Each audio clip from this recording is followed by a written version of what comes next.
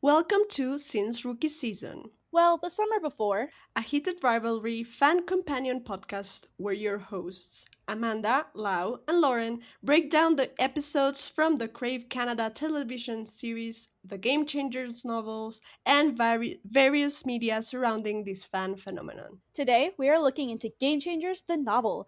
Stay with us as we dissect this romance that started it all.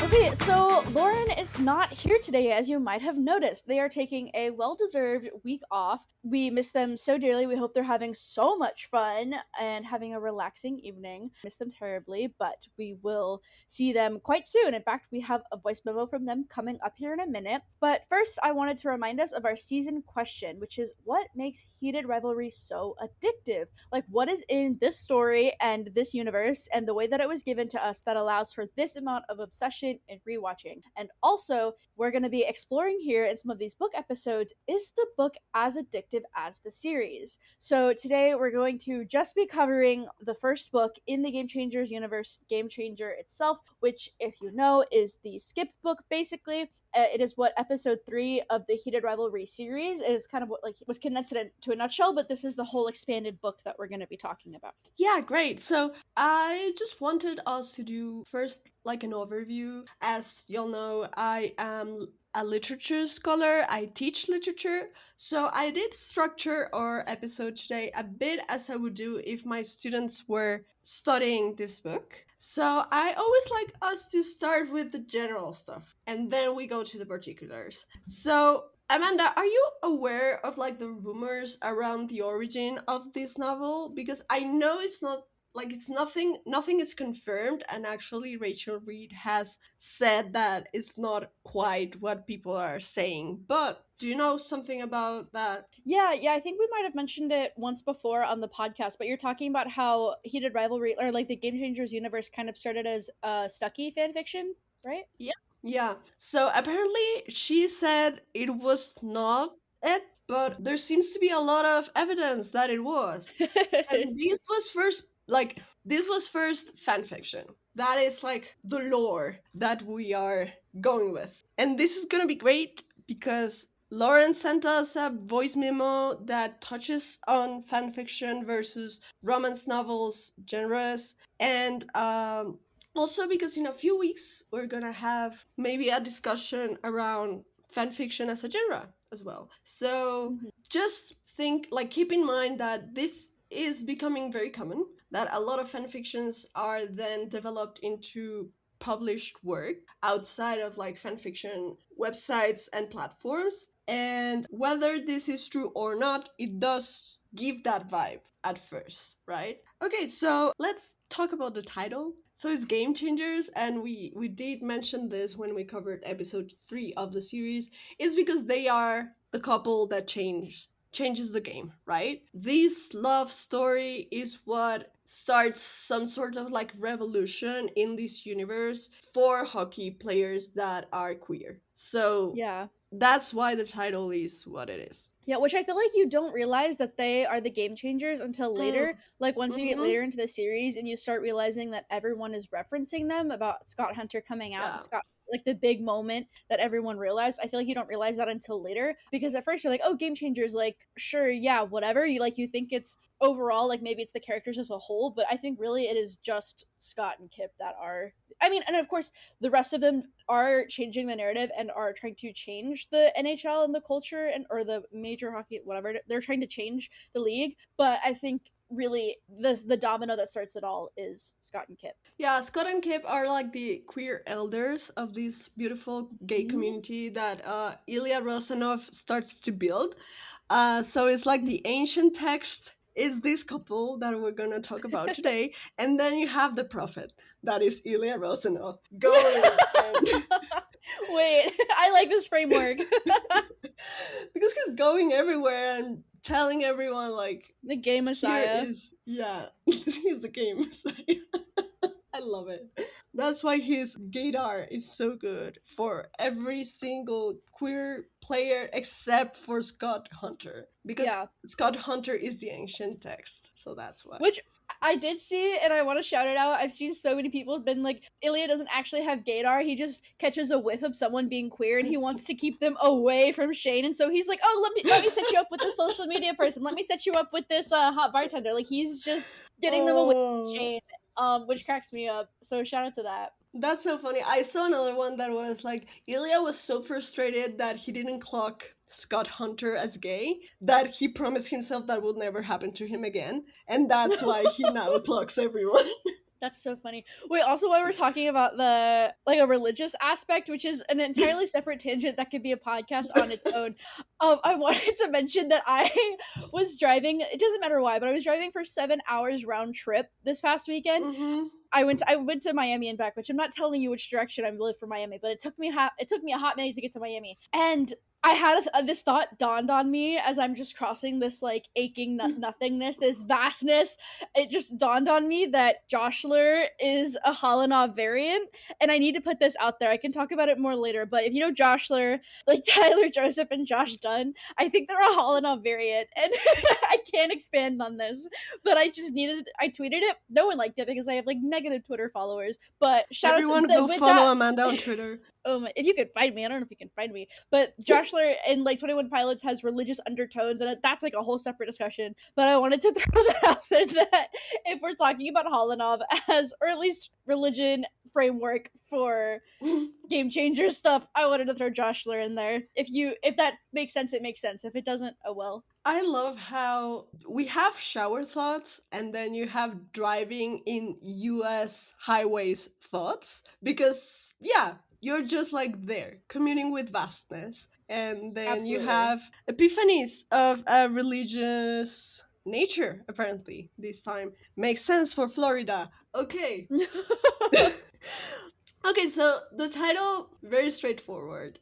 Just a reminder, our main characters are Skip. So Kip and Scott, right? So they're the two like main characters that fall in love with each other. But we also have Kip's family, Kip's friends, and Scott people from hockey. So that's like a very cute micro universe that we're gonna explore with these two lovebirds. And this novel, and we're gonna discuss this later with what Lauren offered us in their voice memo. It's a very traditional romance with a meet cute, a honeymoon phase, conflict, and resolution of that conflict. And maybe that's why I personally don't enjoy it as much. Like, Mhm. I was entertained by the book when I read it. I audio read it also. And please let us know. Amanda, Lauren, and I want to know, how do you consume these books? Yeah.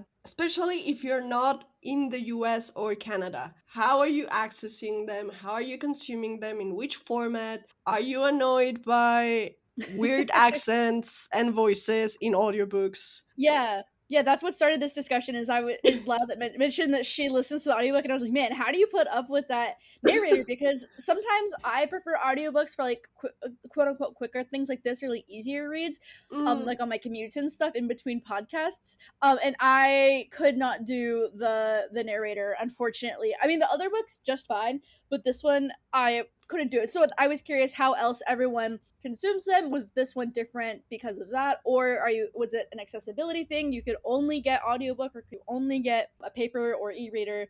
Let us know how you consumed each book, if they were different, maybe. just to clarify, I'm a very resilient person, so that's maybe the answer of how I put up with it. But also, I was listening at like 1.5 speed or even 2.0 speed at some point, Yeah, that's fair. because it made the voice and the accent less ugh.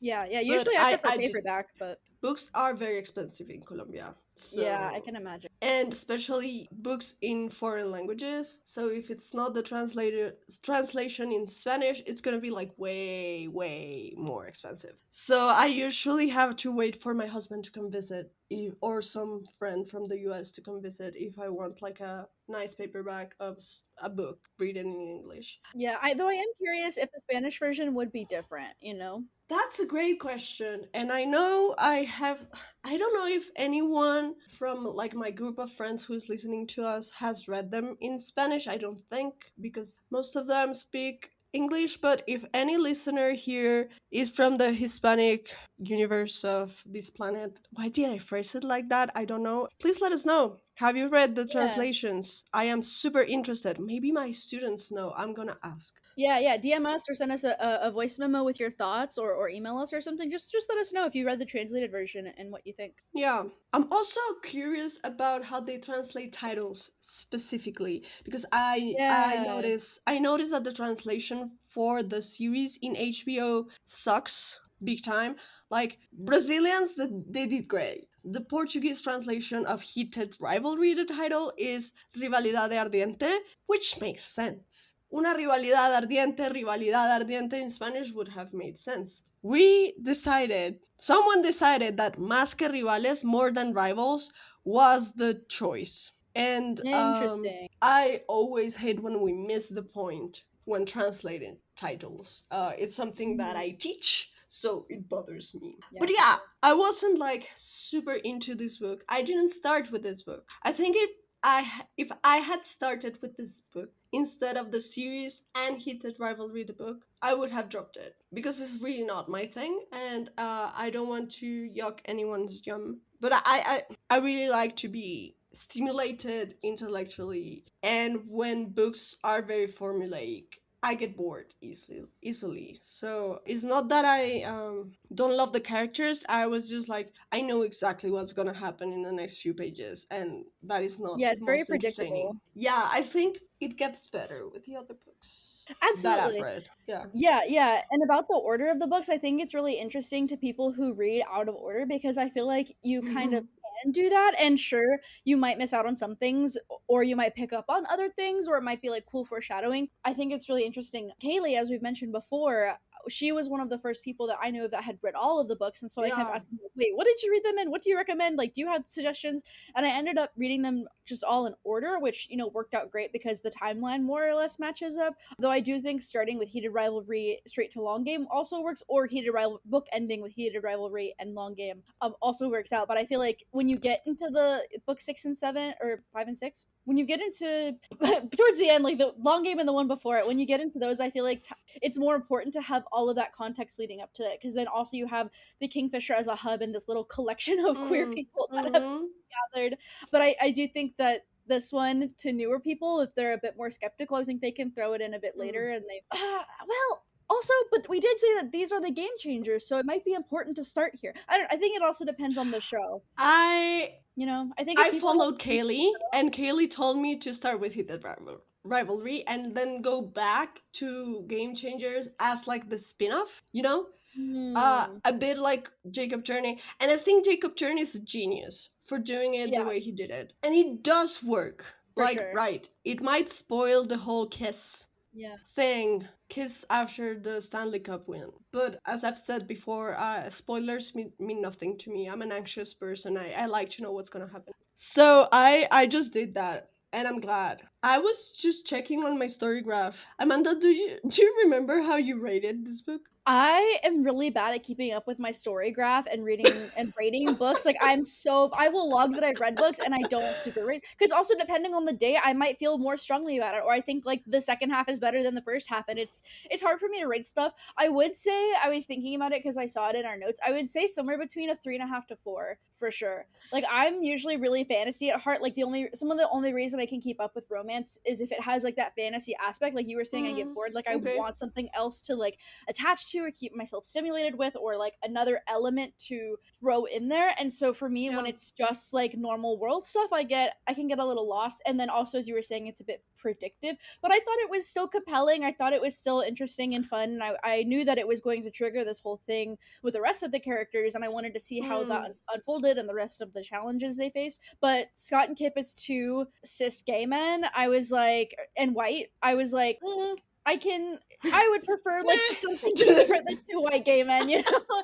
So that's why it got ranked a little bit lower in my head, but definitely uh, higher than a 3, uh-huh. but definitely not quite a 4. So what shocked me is that just now I was checking and I give it a 4. And right now I'm Oh, like, I want to go back and reframe that because I don't feel that's what. And you're right. Some days you're like, just like, oh, this is just like a romance novel, so I'm just gonna rate it yeah, accordingly to the genre. But then you have the long game, then you have hidden rivalry, then you have like exactly. the beauty that is Casey McQuiston and other authors of Yes. romance, and I'm like, was it really Yeah. a 4? Yeah, like I'm like, where are the stakes at? Like, how serious is it? Like, what are the implications for the challenges in their lives? Like, are they material consequence? Like, how does it kind of unfold? And some days I do like, Mm, I don't know if you get this like itch with books or like fanfic. I know I get it a lot with fanfic, but that's how I know if it's a really highly rated book is if mm. I'm like constantly thinking about it and like craving to read it. Like, I will Yeah, be yeah, yeah, like, yeah. I'll be like at work and I'm like, man, I just want to read my book right now. Or I'm like cleaning and I'm like, okay, I need to hurry up and finish Mm-hmm. this fucking dishes so I can read my stupid fanfic. Like it's, and I don't know that I felt that with this. I definitely felt it with a couple of the others in the books, but this one I was just like, yeah, oh yeah, like I finished my other stuff. I'm gonna read this now and have some non screen time. So Yeah, to me, it felt like I was doing research for context on a universe that I was interested in. Whereas with the yeah, other two that I have read, that are the two Shane and Ilya books, I couldn't stop. And every single time I had to go to a meeting at work or teach a class, I was like, I'm itching to know what happens next. So, yeah, with that, yeah, I still thought it was good though. To be clear though, it was not yeah, just a yeah, yeah. slog. It was good. I never finish a book that I don't like, right? Unless I have to for work. And this podcast was not a reality then, so I didn't have to do it back then when I first read it. So if I finished it, it's because I was entertained. I just, if it wasn't for the other books, this is one book that I could easily forget that had, like, I don't feel like it had any impact in my life. If it Hmm. was a standalone book, For I sure. If it was a think standalone, it would be way yeah, lower. yeah, yeah, exactly. I think that what gives it the power in my like consumption experience, it's how it relates to the rest of the universe and how it relates to this beautiful series that we have been analyzing. Hmm.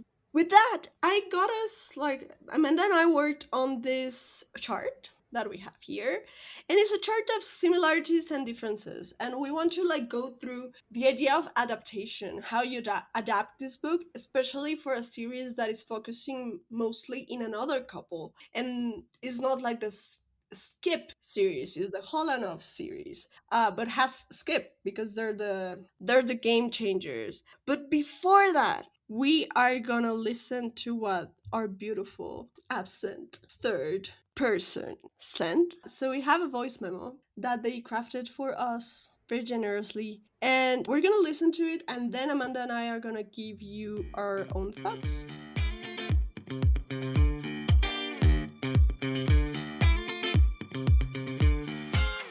Hi, my loves. I am so sorry that I wasn't able to record with you all today, but I wanted to send in a voice memo about some of my thoughts, just kind of in general, that I've been like dealing with when thinking about books like Game Changers and Heated Rivalry that exist in the romance genre or are even like within fiction or YA and kind of are using very like formulaic like plot lines. I was talking about this with my mom the other day and she was like, I don't know, I just feel like the sex scenes in the books are very like this happens and then this happens and they're over and over again. And she's reading all of the Game Changers novels kind of in a row. And so she's like, seeing them all, like she's got some of a maybe recency bias with it.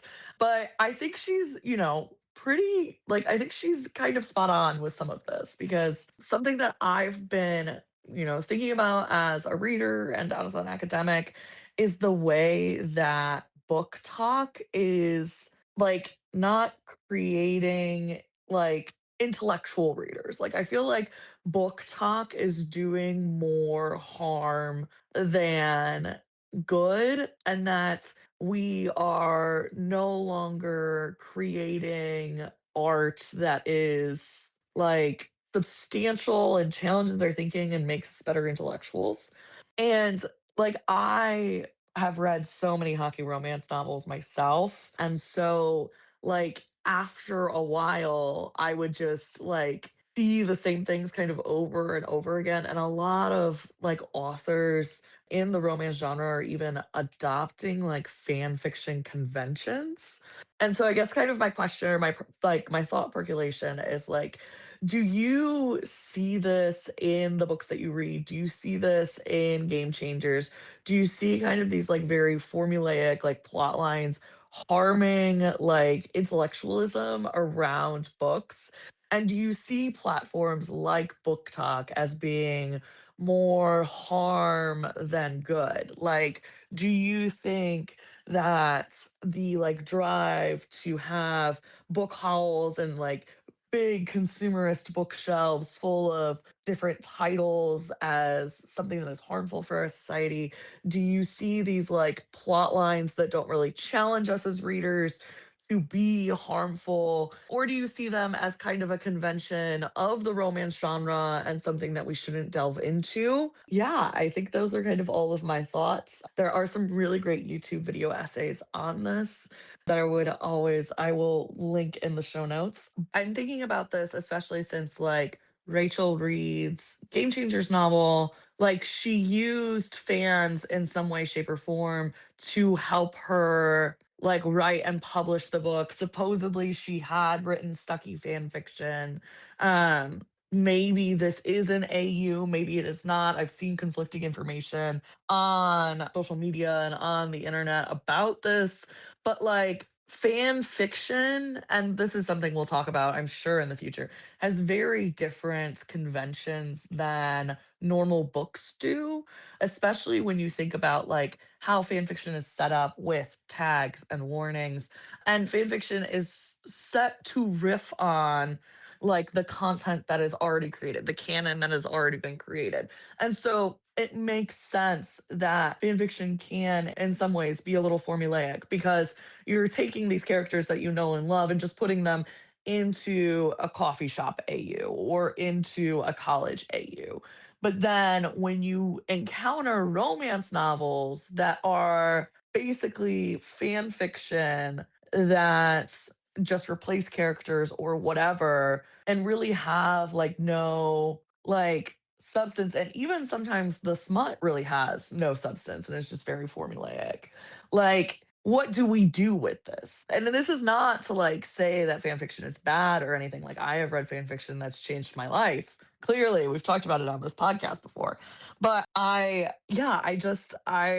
having like these thoughts and these, ideas about this. And I'm especially thinking about it as like the rise in like spicy, which I hate that word, but in the rise of like smuts in mainstream and how like people will be like, oh, this book is so good because of the smut. Like, y'all, no, like that's not like I 100% believe that you can like a book because of smut, but like I don't think that's what makes a book good. I think what makes a book good is, interesting plot lines, the way that characters are developed. And I'm just kind of sick of reading these like very formulaic things because people think they can get away with it because it's the romance genre. Where like when I encounter novels that I love in the romance genre, like they deeply like change and affect some part of me. And I don't want us to lose that because of platforms like BookTok, because they're trying to conform themselves to these fan conventions that like are not supposed to exist with kind of in this genre. So, yeah, I miss you both dearly. Have the greatest time recording today, and I will talk to you all soon. Bye.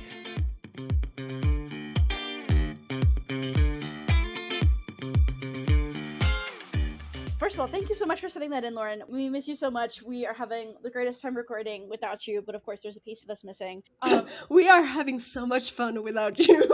No, We but we miss miss you so you. much. I have a lot of thoughts, and this is a very nuanced thing. I would say Mm. I agree and disagree on a couple of this. First of all, one of the first things that comes to mind is I do really appreciate that media like books and shows can, which also, first of all, I want to go over a couple vocab things. AU means alternate universe, if you didn't know that. So if we say like when Lauren said college AU. It's like putting, you know, the characters in an alternate universe that they're in college or something. And then Stucky was it's like Steve and Bucky. I don't know. It's something Marvel, I think. I haven't seen it. Like Captain America. Me neither. I don't watch superhero stuff. Yeah. And then Smut and Spicy is like the sexual stuff, and more intimate things. So I do want to say my first thought. I do really appreciate that media can inspire people to write fan fiction and such, and I do think that it is fantastic that it can even encourage people to publish it. I was really deep into the Our Flag Means Death fandom and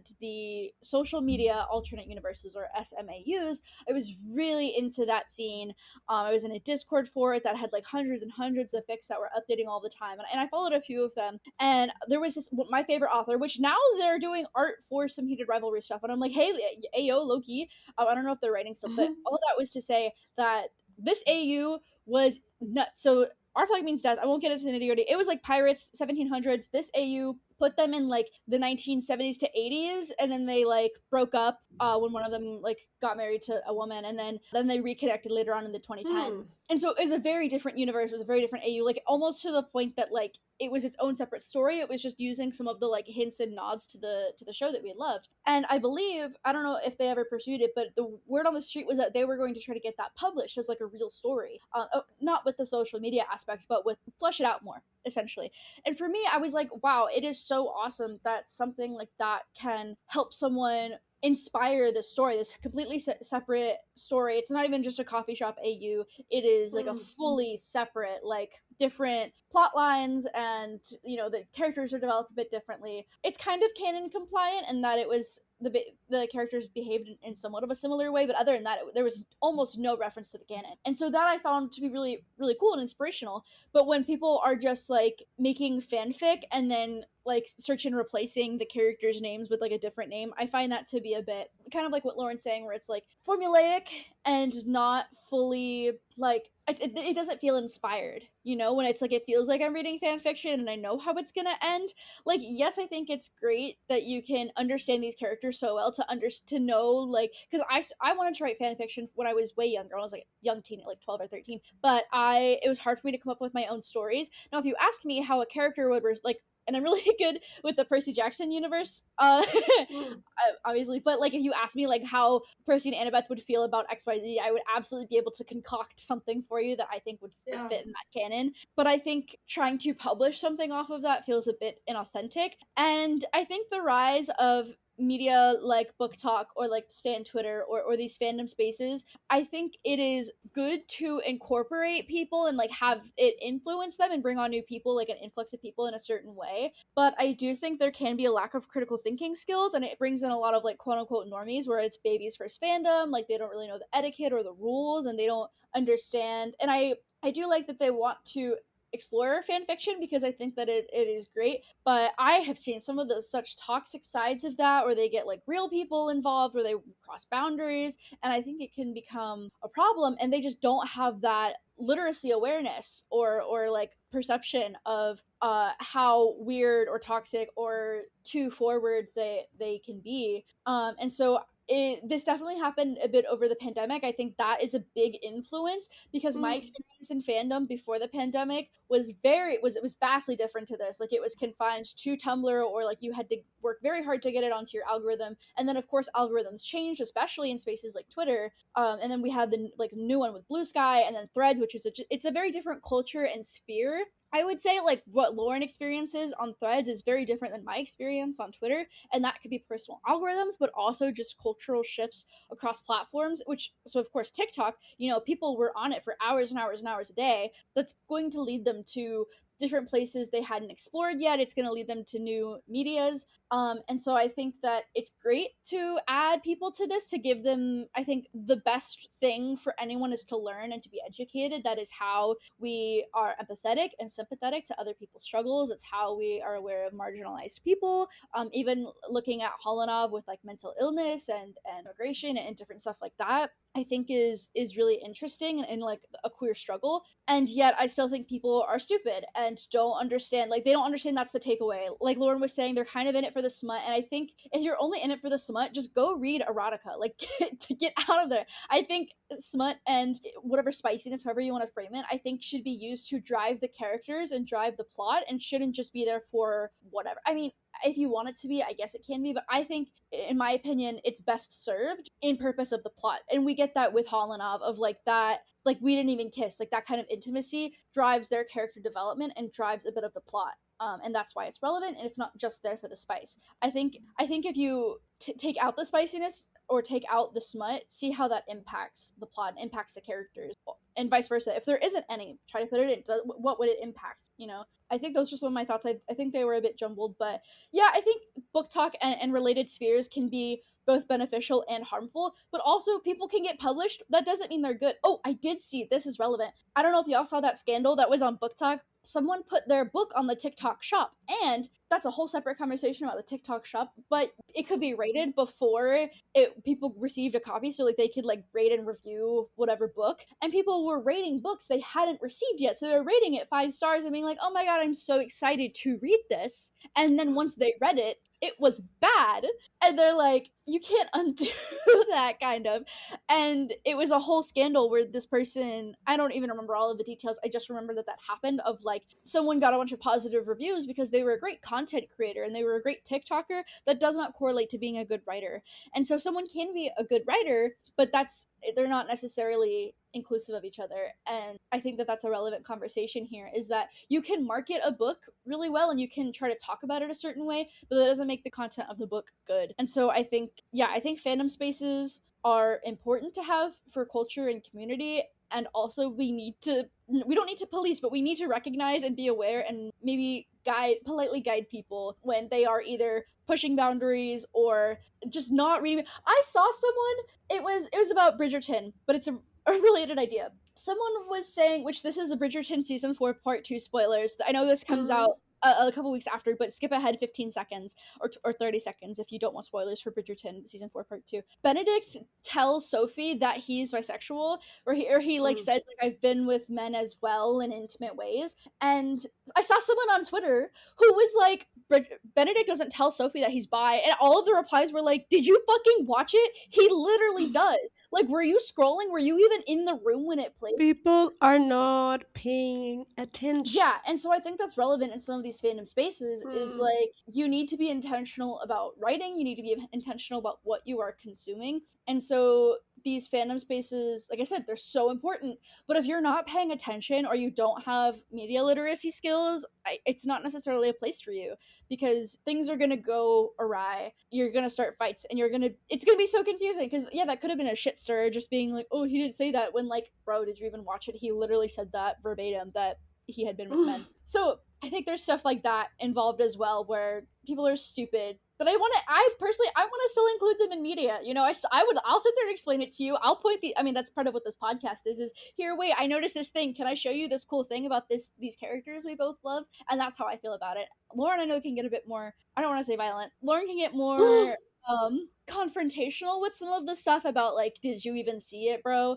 But I think those are some of my thoughts. I've been rambling so long, Lau. What are your thoughts? Don't worry, I was fascinated by listening to Lauren and then listening to you. I have thoughts. I'm gonna organize it in themes. So first of all, just a disclaimer, I don't have TikTok, right? I was actually bragging to Amanda that I got my phone screen time down to 1.5 hours daily in my last 2 weeks. So I'm really proud of that. So I'm trying to do other stuff, and in the last year I learned how to draw because I was avoiding scrolling. So I haven't downloaded TikTok, and all the TikTok content that I consume is thanks to my friends that curate an algorithm for me, and my beautiful, amazing husband who does like this TikTok moments during our FaceTimes. Every couple of weeks, like, I saved a couple of things for you that I know you would like. So I am less familiar with how BookTok works, but I do want to, first of all, let's start with the market, the idea of a market, right? So we must not be oblivious to the fact that publishing is an industry, and they work with capitalistic interests. So they're gonna publish what the numbers are saying you should publish, right? And although late state capitalism, social media, TikTok have perhaps changed the rules and the criteria. This is not new, right? A lot of, if you look at the history of literature, you're gonna find that publishing has always, like, even though that the invention of printing was a way to democratize Yes. texts, right? Because before that, you needed to have a very specific education and be like that was held specifically in Europe, like by religious organizations, specifically the Catholic Church. So all the books were spiritual and were like serving the interests of the powerful, right? Yes. And then we get the invention of printing, we get like the birth of protestantism, and you do get a democratization, but that doesn't mean a horizontal, like it doesn't mean that everyone can publish and that's it. And then with the rise of the internet and with social media and with blogging, specifically Tumblr, blogs, MySpace, all the like ancient texts that my generation used. I remember I read all the fan fiction I read about Harry Potter. Harry Potter was housed in like a Harry Potter platform, right? And blogging was very important to express yourself, learn how to write. But it was still limited to people who had access to a certain type of technology. And I know of some people that developed this muscle much more because they had more access to the internet. My internet access was limited because my mom knows about child development, so I had as 1 hour per day for any type of screen, even then. But I just want to like remind people, like, even when we say like printing was invented and suddenly more people can write and publish and get read, then we get the internet, same thing, like you get the radio, more people are listening to you now, everyone can do a podcast. It doesn't mean that there's not some powers deciding who gets more platform, right? And that is something important to keep in mind for the purists that say like, oh, now everything is about what TikTok the algorithm wants. Yes, but there was always an algorithm. Yeah. And sometimes we like it more. Sometimes I agree more with the algorithm. And in other points of history, I really hate it. So that's very important to keep in mind. Because there's really good work, as you were saying, really good work out there that is not published by Mhm. any publishing house. That is just there in AO3 or in a blog somewhere, or, you know, like people are just getting their work out there and 3 4 people are reading it, and it might be like the best piece of art that you have encountered, but they don't have the platform to make it real and popular, right? That in regards of like BookTok as a platform that makes content viral, literature content viral, which is like sounds like a crazy idea, but you can track it in history as well with other devices and other technologies that are not TikTok. Now, in what in about fan fiction, I've read beautiful texts in AO3. You know, like I am very picky. I don't like alternative universe. I just like canon compliant stuff. I can get like a mix of two fandoms of two universes together as long as they're work like canon compliant. I am a bit strict about it. I really don't like Percy and Annabeth meet in college and they're just Yeah. normal humans. That's not my thing. If it's your thing, I get it. But in what in regards to quality of text, and I don't want to hold like my academic diplomas as like the gatekeepers of what good literature is, but just as someone who reads a lot and who has read a lot and who has like studied literature for a long time, I can tell you there's good stuff out there published as fan fiction on platforms like AO3, right? Yeah. Even in erotica sites, you're gonna find beautiful pieces of art, right? Same with fan art, right? And I just want to remind everyone that what we now call fan art and fan fiction was previously not very different of like it was not a genre in itself. Most of the art in Europe that we now recognize as prestigious was fan art of the Bible. Yeah. Mm, or fan art of the Greek myths. and Roman myths. Same thing with very, very good pieces of literature, like the comedy by Dante Alighieri.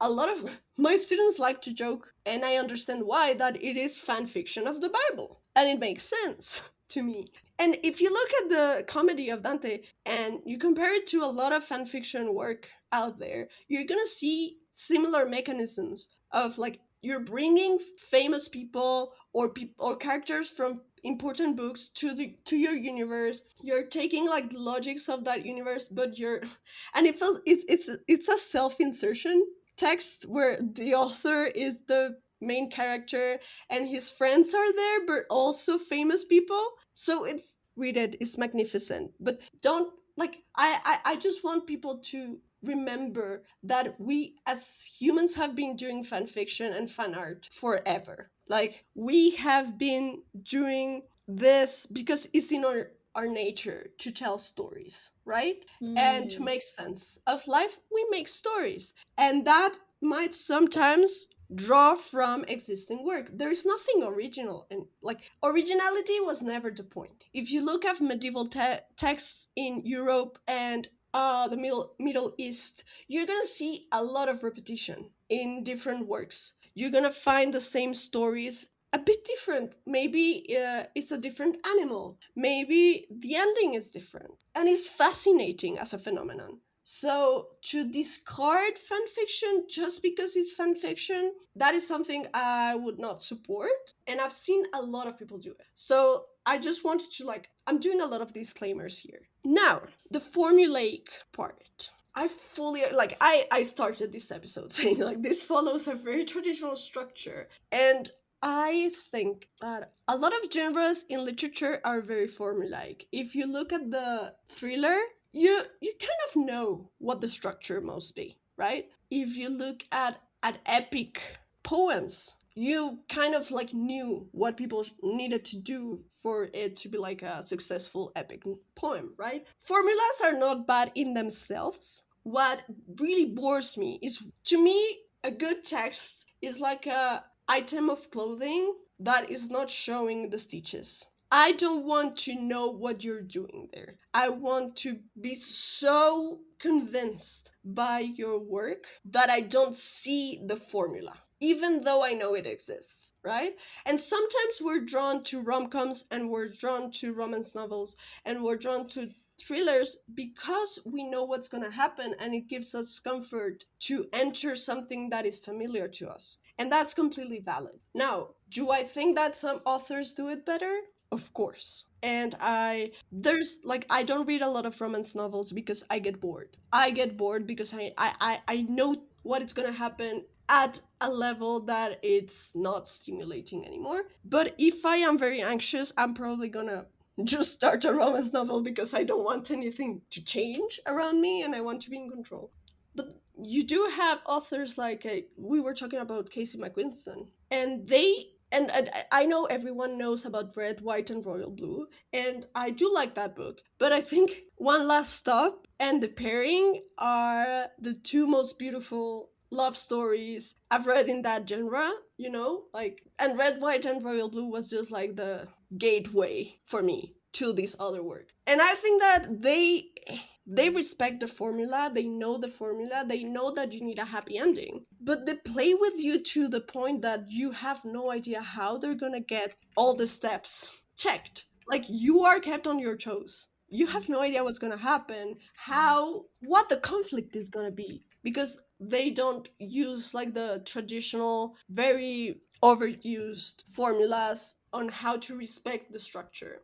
So I do agree with Lauren that the formulaic, and with you, like the formulaic gets boring. And it's not as much like don't follow the formula, is how you follow that formula. That is important to me. Like, how are you writing this? And how formulaic it feels to the reader. Even though if you like analyze it, you can see it clearly. To me, this book does not like make the mark of this did not feel formulaic. I said it before in this episode. And one thing that I have discussed with Lauren in the past is, and with a lot of people, is like, it's not that I want to be pretentious because I am a scholar of literature. It's not that I want to enforce the politics of the elite that keep a lot of people outside of the bubble of the intellectuals, you know, like if this is the gateway for you to read, I'm really happy that you're reading, right?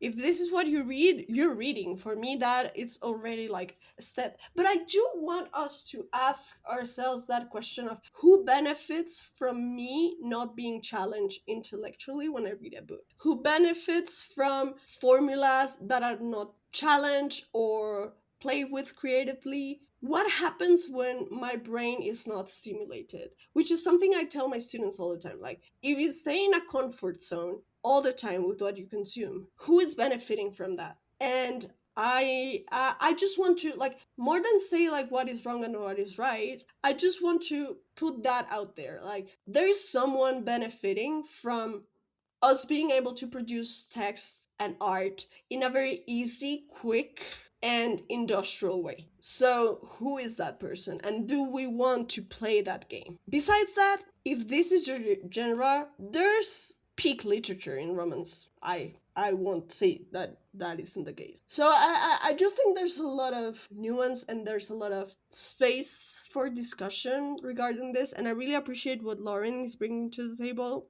with her voice memo, specifically with that like idea of formulaic. When we're talking about smut, when we're talking about sex scenes, I have been very insistent in the previous episodes while analyzing the series, the TV series, that it's not like just using a lot of cliches to describe sex. Because sex is, if sex is part of the story, even if you're writing just smut and erotica, the way you write sex should have an objective, right? And like some goal that you're trying to achieve, some effect that you're trying to create for your readers or listeners or consumers. So if your smut is boring, and I'm not saying this is the case, but Lauren was mentioning that their mom was finding it a bit tedious. I do think that if you're writing romance and your smut is not interesting and it's not driving the plot, what are you doing? That is like my thoughts. And finally,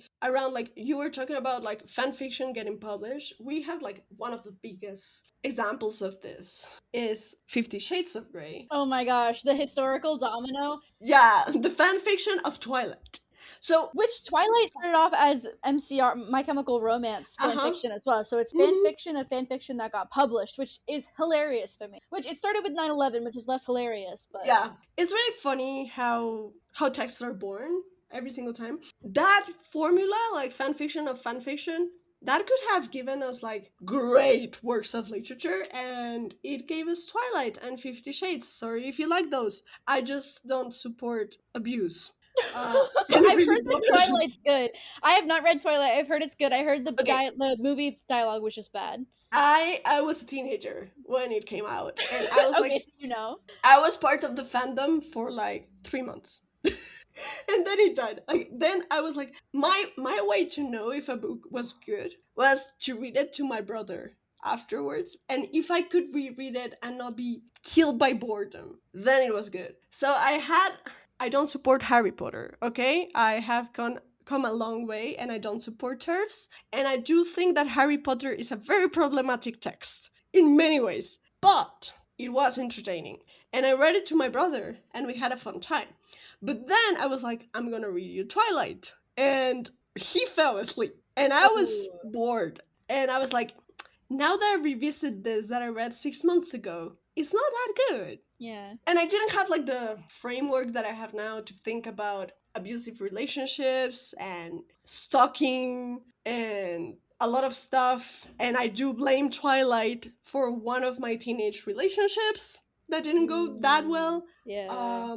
But I do like to watch Twilight with my friends and just laugh. It's very Mhm. good for like sleepovers. Yeah. 50 Shades of Grey, I haven't been able to finish neither the first movie nor the first book. And I really respect the BDSM community and their way of doing things. And it sucks that the way we popularize the idea of bondage and like kinks, it's through abuse. Mm. It really bothers me, so I am against it. But it could have done like it could have worked well.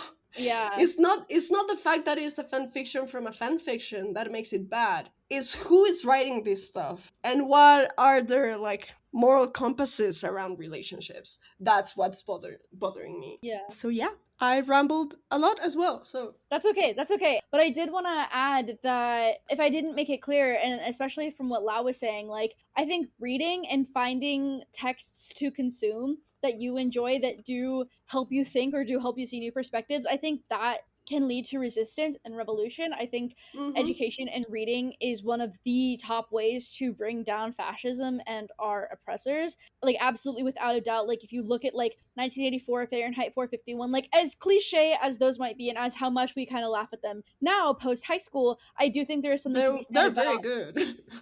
yeah, they're good when you're not reading them as like a 14-year-old and you have no concept of how the world is. Uh-huh. But when you're in your 20s and you're like, oh my god, you're seeing brain rot happen in real life. Like Hollanov brain rot is very different from the like ChatGPT brain rot, and I'm so serious Yeah. because like if you, and this is a very related thing about AI is like, which first of all, AI has no place in AO3 or fanfiction at all, which is, I can't believe, is something that we have to talk about. But if you like, fanfiction is a place to rate what you or, like enjoy or something, and if you feel like you need to use AI for that, that's fucking disgusting, and I will stand by that. Anyhow, with more of what I was getting at is like using your brain and reading and engaging with different points of views, and even if they're people who don't like look like you or sound like you, or even if they are, if they're just, if it's something that gets you to think, and if it gets you to some, like gets you to do something that uses your brain, I think that is so important and can be so powerful. Because then if someone gets into heated rivalry because of how popular it is, and then they say, oh well, these people should have rights because I want Shin and Ilya to have rights, you know, as a queer person, I'll kind of take that. And I know that we're talking a bit more nuanced here, but I want to say that like reading and having access to education in any form that you can get it is so imperative, especially when there are times when the government wants to like look at banned books and stuff. If the government wants to control what you're reading, read it. Why don't they want you to read that? What is in there that they don't want you to know and don't want you to read? And not in a conspiracy way, and but in a way that's like, these are important stories. They're saying it out loud. It's not like a conspiracy. They have acknowledged that that's what they're doing, right? That's where Yeah. they're banning the books because they find them dangerous. And I fully agree with you. My advice as someone who teaches young people Mm, how to read sometimes it's when my students ask me like, Puff, how do you like get into books? Like I had a student last week, and this is not to say like, oh, I know so many things, but for some of my students, I know a lot, and it's just that I have more experience, right? I'm older, yeah. and I've experienced more. But I had a student that asked me, how do you get to the point where you know all of this? And I was like, the only way I can answer that question is always seek outside your comfort zone. Always Mm, explore. Be open to what is different. Because if you stay, and I say this as a neurodivergent person who had like a time where the only thing I was reading was Harry Potter over and over and over and over and over again. And everyone in my family was trying to get me to read something else. Reading something else is very important. If your only way to access TV is Netflix, be aware that you're inside a single algorithm and mm, everything is defined by that algorithm. So try to explore, go beyond that, which is why I'm not fully against piracy because I know access is an issue. Just yeah. I try as a rule for me to diversify the languages and origins of the books, movies, text understood as like a vast thing, not only like written printed text. I try to explore beyond what a single industry is given me. And if you are in college, explore what Canopy has for you. If your library is has Canopy, or if you have a public library card, they sometimes have Canopy, and Canopy has a great catalog of movies and like audio stuff that you can explore. Go beyond what is familiar, and Mm, that's when your brain is going to start making connections that your own bubble was not letting you do. So for me, it's more about exploring and going beyond the boundaries of your own personal algorithm. That if you are a very privileged person can really blindside you to the realities of other people who have experiences that are harder than what you get every day. And knowing that your experience is not the norm might help you understand why we need to fight for right Mm-hmm. and why we need empathy. So that Yeah. that will be the principle that I want to live by, is to always go somewhere that I don't feel super comfortable in, not in the way like make yourself face your triggers. I'm not saying that. I'm saying comfortable in Right. the sense of the familiar. Like, oh, I Yeah. know everything about this, so I'm gonna stay here because I want to be the smarter person in the room. I want to feel stupid. Yeah. That's my Yeah. driving principle. I want to feel stupid. I want to learn. Yeah. And that's something I love about fantasy, is that it can be so rooted in reality sometimes, because sometimes the only way to frame certain things is through a fantastical lens. Like I'm talking about like revolution and oppression and seeing new lenses of things, and like even Hmm. Bridgerton, for example, of like having different peoples of color in their thing, Yeah. even though like that would absolutely not be allowed at the time in certain ways. Like to me that is very fantastical, but it helps to understand and helps to put in frame of mind like how some of these things are, how it looks, how it happens. Even if it's like one of the books I'm reading right now is just an easy like, oh, you have to like fight the king's army and go kill the king, but it's like, okay, why, what do tyrants look like, how do their systems work, how are they impacting people on a day-to-day basis, and rumors and all that good stuff. And also before we transition, I want to shout out the user I was talking about earlier that wrote something so beautiful. I looked on their page, and what they had said a few years ago, they said they weren't going to try to go to a publishing house because they fear rejection, which is so valid. They might self-publish one day, but as far as I know, they might not. They might not publish. But if you were ever interested in checking it out, they are writing heated rivalry stuff. I have not read it, so I can't tell you anything about it, but I know this is a very, very talented writer. They were new to writing a few years ago. I'm probably going to read what they wrote. It's a Holinov social media actor AU. Their user, well, they're on Twitter right now. They might be on other media. They might be on AO3. Their Twitter user is Febe, FAEEEBAEEE. So that's Febe with 3 E's on each side, so 60 total. I'll link it in the show notes as well. Their name's Lottie. Super super cool, like, and fantastic artists as well. They've done some writing and drawing as well, some artistic stuff. I recommend checking out their stuff. They took a bit of a hiatus in 2025, so their Our Flag Means Death stuff isn't that far back, but I'm going to read their Holinov AU, and I will let y'all know if it is good. I'm assuming it's good. I will let you know what I think of it later. But it's been an hour, and we've barely talked about Skip, so maybe we should do that. Just one thing I want to recommend personally is the Scamverse. Scam was a Norwegian web series that was dropped on YouTube, and the characters had like real social media, so they had like real Instagram accounts and stuff. It has 4 seasons, is great, but then different iterations from different countries that were in Norway started to pop up, and some of them followed the story to the letter, and some of them diverged from it. I think the two most like successful versions are the France one, so Scam France, and Druck from Germany, that like are still having like new content out and new seasons and new generations. And it was a bit like fan fiction, and it I think it's a great way to like explore how you take one story and revisit it and adapt it and rewrite it from different contexts and perspectives. And it's a great series, and it's always super fun to also visit the like Instagram profiles of the characters and get like extra content from it. So if you're interested in all of this that we're talking about, that is a universe that I highly recommend because it's still growing. We're just getting like the Zram that I think is from Romania.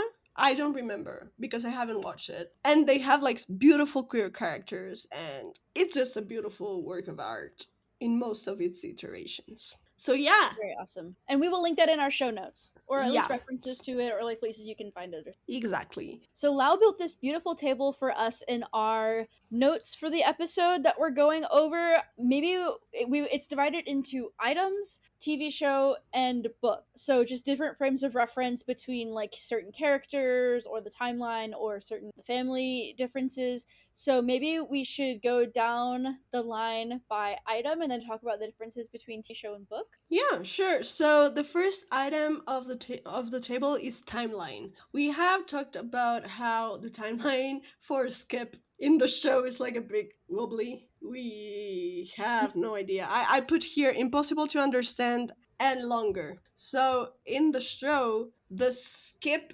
story lasts for a couple of years if we are Mm-hmm. doing our math correctly, whereas the book is like a single season, right? A hockey scene, yeah. A hockey season. So it's like super short in comparison. And in the book is easy to understand, like because it's also very linear. We're not playing here again, this is very formulaic. We're not playing with time in the way we narrate. We start at point A and point B is further up in the future. So we're Yeah. not like Well, jumping. maybe in the book it's even shorter than a hockey season because they start off with like he's been Yeah, yeah, having yeah, a bad yeah. season. So I don't think Mm-hmm. it's fully into the new year, like the second half of the hockey season, but it's definitely it starts in like the end of the calendar year, sometime around then because we do get like Christmas mentions and stuff. So Yeah. I think I forget the exact dates, but it's at least less than years, which is the show is years. Yeah, uh-huh. And it's really easy to follow. As I was saying, like super linear. This is not a work of literature that is using flashbacks or jumps in time. We're Mm-hmm. just like following the characters from date A to date B, and everything that is in between is very organized. So the book is easier to follow in that regard. Our next item is info about how Scott is doing during the season. So we have this device that is used in this TV series that is the podcast Man in the Crease. And it's a very like you I've said this before, I hate them. But I find it like to be a very clever device. Thank you It's a whoever big decided podcast. it's a bit podcast, I know, but they get in my nerves. Okay, I hate them. I hate them, and I'm sure they are the podcast of Unrivaled. That is my theory for the We'll future. see. We'll see if I'm very wrong. Maybe, probably. But it's a device that is used to give us information that we usually get one either through like internal monologue of the characters or through Mhm. conversations that will get like way too tedious because there are a lot of exposition there. Yeah. So that it makes sense in the written format, but for TV it doesn't work as well. So in the book, how do we know that Scott is doing like badly and then very good and all of that is through characters. So we get costumers at the Straw Plus Berry saying like, "Oh yeah, that's Scott Hunter. He's not doing that well this season." Blah blah blah blah blah blah blah. We get Yeah. conversations between Kip and Maria or Kip and his father. We get newspapers, but mostly like conversations between characters and conversations that are overheard by Kip when he's like working or going out. So Yeah. all of that, like Man in the Crease does not exist in the books, Right. which is why it's so fascinating. Yeah, it's very creative. I think it's a very useful tool. I really Yeah, like it as a framing device. I think there's a few different ways to go about like showing, not telling, and that is a very yeah. interesting one. Mm-hmm. And because there are hockey podcasts, and I mean, as we know, podcasts are so popular. But even back then, there are podcasts that are in the mid 2010s that have covered. I mean, okay. So, LOL. Side little mini side note. While Lau goes to pee, I'm getting into the PWHL or the Professional Women's Hockey League or the PW. And I meant to say this at the top of the pod, or maybe we'll talk about it next time Lauren's here so we can kind of talk hockey a little bit. But there are a few hockey podcasts out there that I am poking about, seeing about. There's one for specifically the PW that started a couple years ago, but there are other hockey podcasts that go back, not decades, because I don't think podcasts have been around that long, but definitely the mid 2010s. There are plenty of podcasts. So I think Man in the Crease is a really cool way to show not tell. For that before with like Percy Jackson as well, of showing, not telling. Yeah. Then we get Maria making fun of Kip's name, which this, I believe, happens at the Straw Plus Bay. I don't know if it happens at the Kingfisher. I mean, or no, it does happen at the Kingfisher, because there are, and this is something I appreciate across multiple episodes, but the writers for the show pull a lot of lines straight out of the book. Some things are not as exact, but some verbatim are pulled out of the book, which makes me want to go back and highlight it, but lol. But they're making fun of Kip's name, and God, I'll bet when he says it, it doesn't even sound dumb, talking about Scott saying Kip. Yeah, and I just love it. Like, I appreciate how we kept this in its essence. Like, yeah, we're adapting it. It's not exactly how it happens in the book, but it is verbatim the exact same dialogue. So I enjoy it because I found it to be fun. I love when we make fun of both. And banter is a love language. Then we have this. We have talked about this. Kip's family in the show, because this was made with $2 and a dream. We only have Kip's dad, or as Amanda and I like to call him, thanks to Danny Mota, Mr. Kip. Mr. Kip, yeah. But in the book, we have a dad, a mom, and a sister, and they're all super involved in the whole drama. Yeah, this is something that it does. I don't know that it annoys me, but it's definitely something that I feel took away from the show a little bit, because Kip, his character is very reliant on community and those surrounding him. Like, and as we talked about before, about how he does, his friends are very important to him, and his father is important to him in the show. But in the book, like, even his mom, and even though he's not as close with his sister, she's still really important to him. And I want to bring it up later, the specific scene with the dinner that Scott comes to. But I think even if they could have found any sort of extra, even if they didn't even say any lines and it's just Kip talking to them, I think it would have gone a bit further to show how close he is with his family, and how important it is for him to be able to share that, to share Scott with his family. I think could have been a good move, but I mean, Mr. Kip did phenomenal. I think he was a great actor, and he did do a great job of demonstrating a tight relationship as well. Yeah, he did a great job to like perform the emotional force of three characters from a book, and I want to applaud everyone who worked on making it work with the limitations that they had. But I do, this is something I do enjoy a lot in the book, is the whole community that Kip has. And that said, I prefer Kip's dad in the series than in the book. So my dream Really? universe is we have show Mr. Kip with mom and sister from the book, like, because I find him to be a bit more, like, he's great in the book, but he is like a better version in the series, is what I mean. He's like Yeah, lovable. he is very He's so lovable. good. I think he has more depth in the show for sure, which I really Mm. appreciate. And like I said, it goes to show just how important it is for Kip to share his life with his family, because he doesn't want to lie to his dad, but he has Yeah, I at least for think a bit.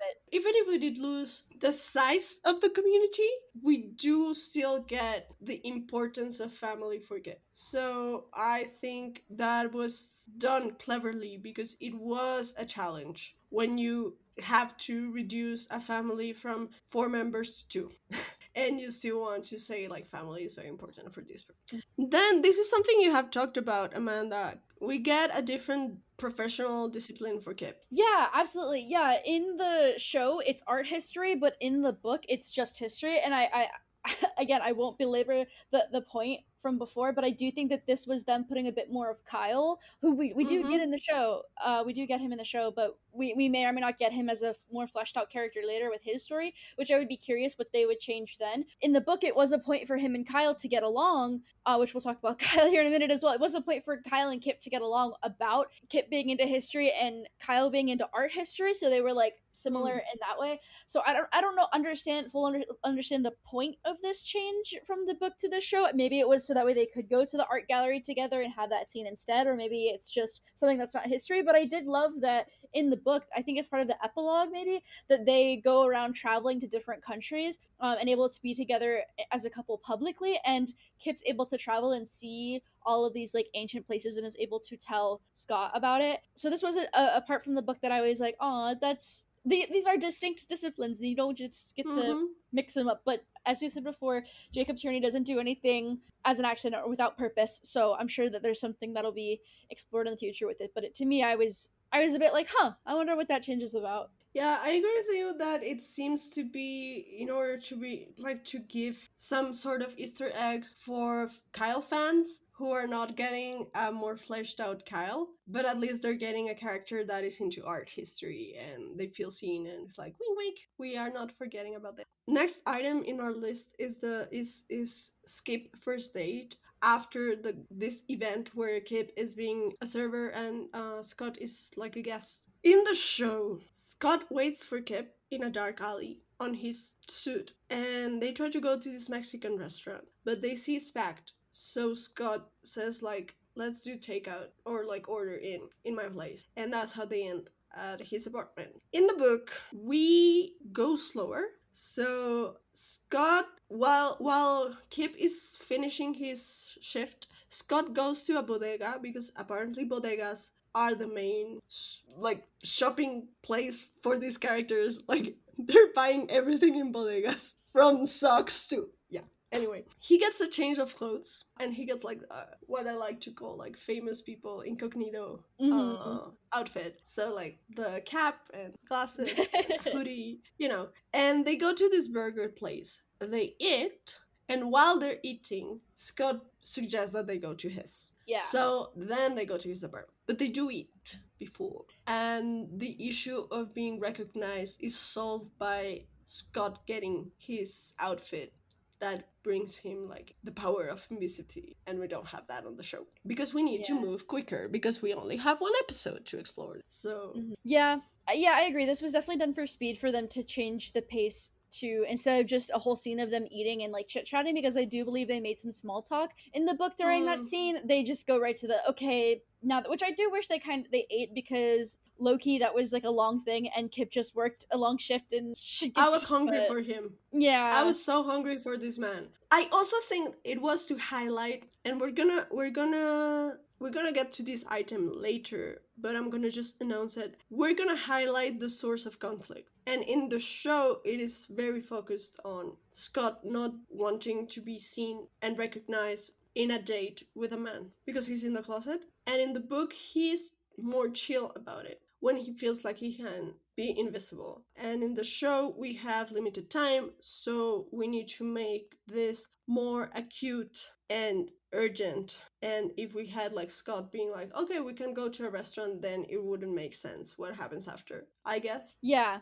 Yeah. I see that it makes sense. I think it's a fine change. I'm not too pressed about Hmm. it. I do wish that he got to eat, but then he ate, if you know what I mean, when they get He chose or from the He menu chose or and I he wish got or. I oh my god, if I can go on a small tangent for 2 seconds. Today we were talking You about fonts can, in the you can. lab. It doesn't matter why. I was explaining serif versus sans serif, and he was like, my lab tech was like, what? And I was like, I don't like dichotomies, because he was like, what if there's like a middle? And I was like, what even would a middle be? Like, would you do like some letters have serif and some don't? And then I looked it up, and the third is script, which I'm like, there's always a sneaky third thing. It's never just two. It's never either or. There is either both, neither, or a secret third thing that makes it five. Like, there's always something else that's a third thing, and it's or. In Kip's choice, it was or.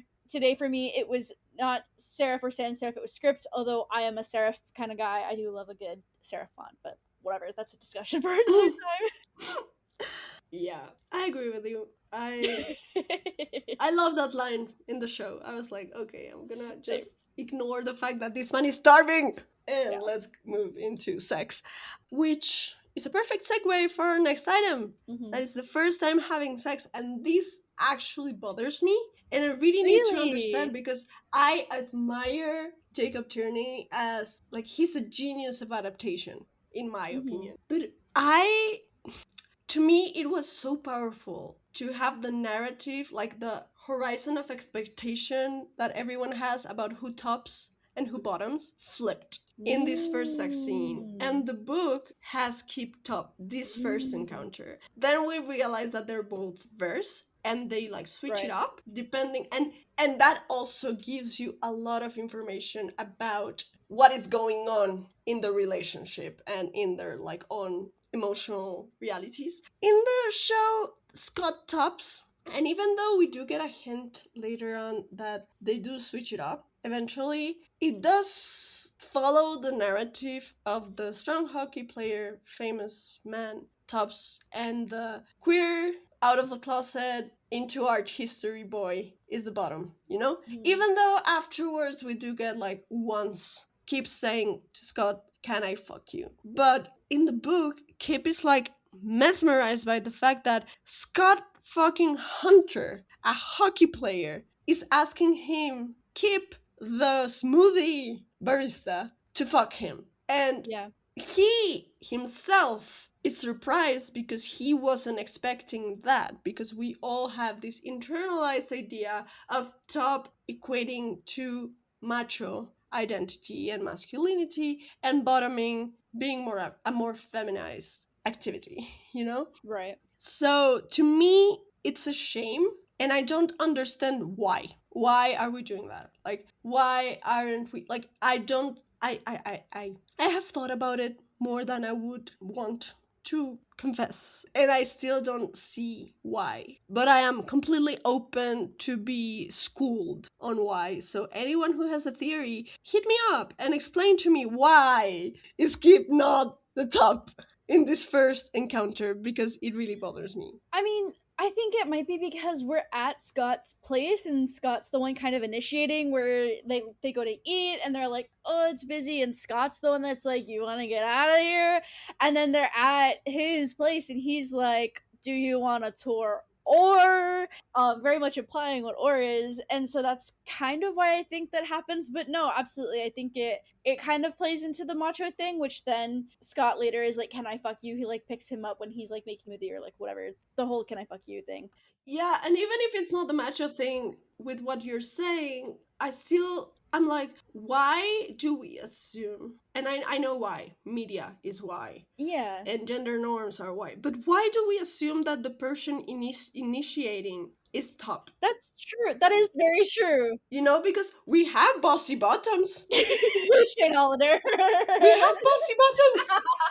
That's a thing. Yeah, I know. Right? Like, it's not like you have to be the peg in order to Absolutely. be the one who initiates. No, and you're right. And reflecting upon my lived experiences, I know this to be true as well. Mm-hmm. This is not to say that Kip is not macho, because I think both of them are very macho. They are very Mm-hmm. mask for mask. Yep. But really, I think the point of this first sex scene was to at least in the show, was to show them being at night and hidden, and was to just show them being intimate in general, because it's very dark. And I don't remember all of the full details of that episode, but they do kind of flip around a bit. And but it is known in the relationship throughout the book that they do take turns, like who is topping. It's just kind of like whatever the vibe is. Whereas Shane and Ilya is a very like, Shane is like definite bottom and Ilya is definite top, with like here and there, like the very occasional, like the one time in the long game, as opposed to like dozens of other times in the other books that Shane bottoms. Which even then, it wasn't even like a full. He didn't even fully top Ilya. That was like No, it's just ass play, but it's never full penis to ass penetration, because Ilya is not interested in that. absolutely. Whereas Scott and Kip are very, it can go either or. And Jane is not interested in that, as he famously said to Rose.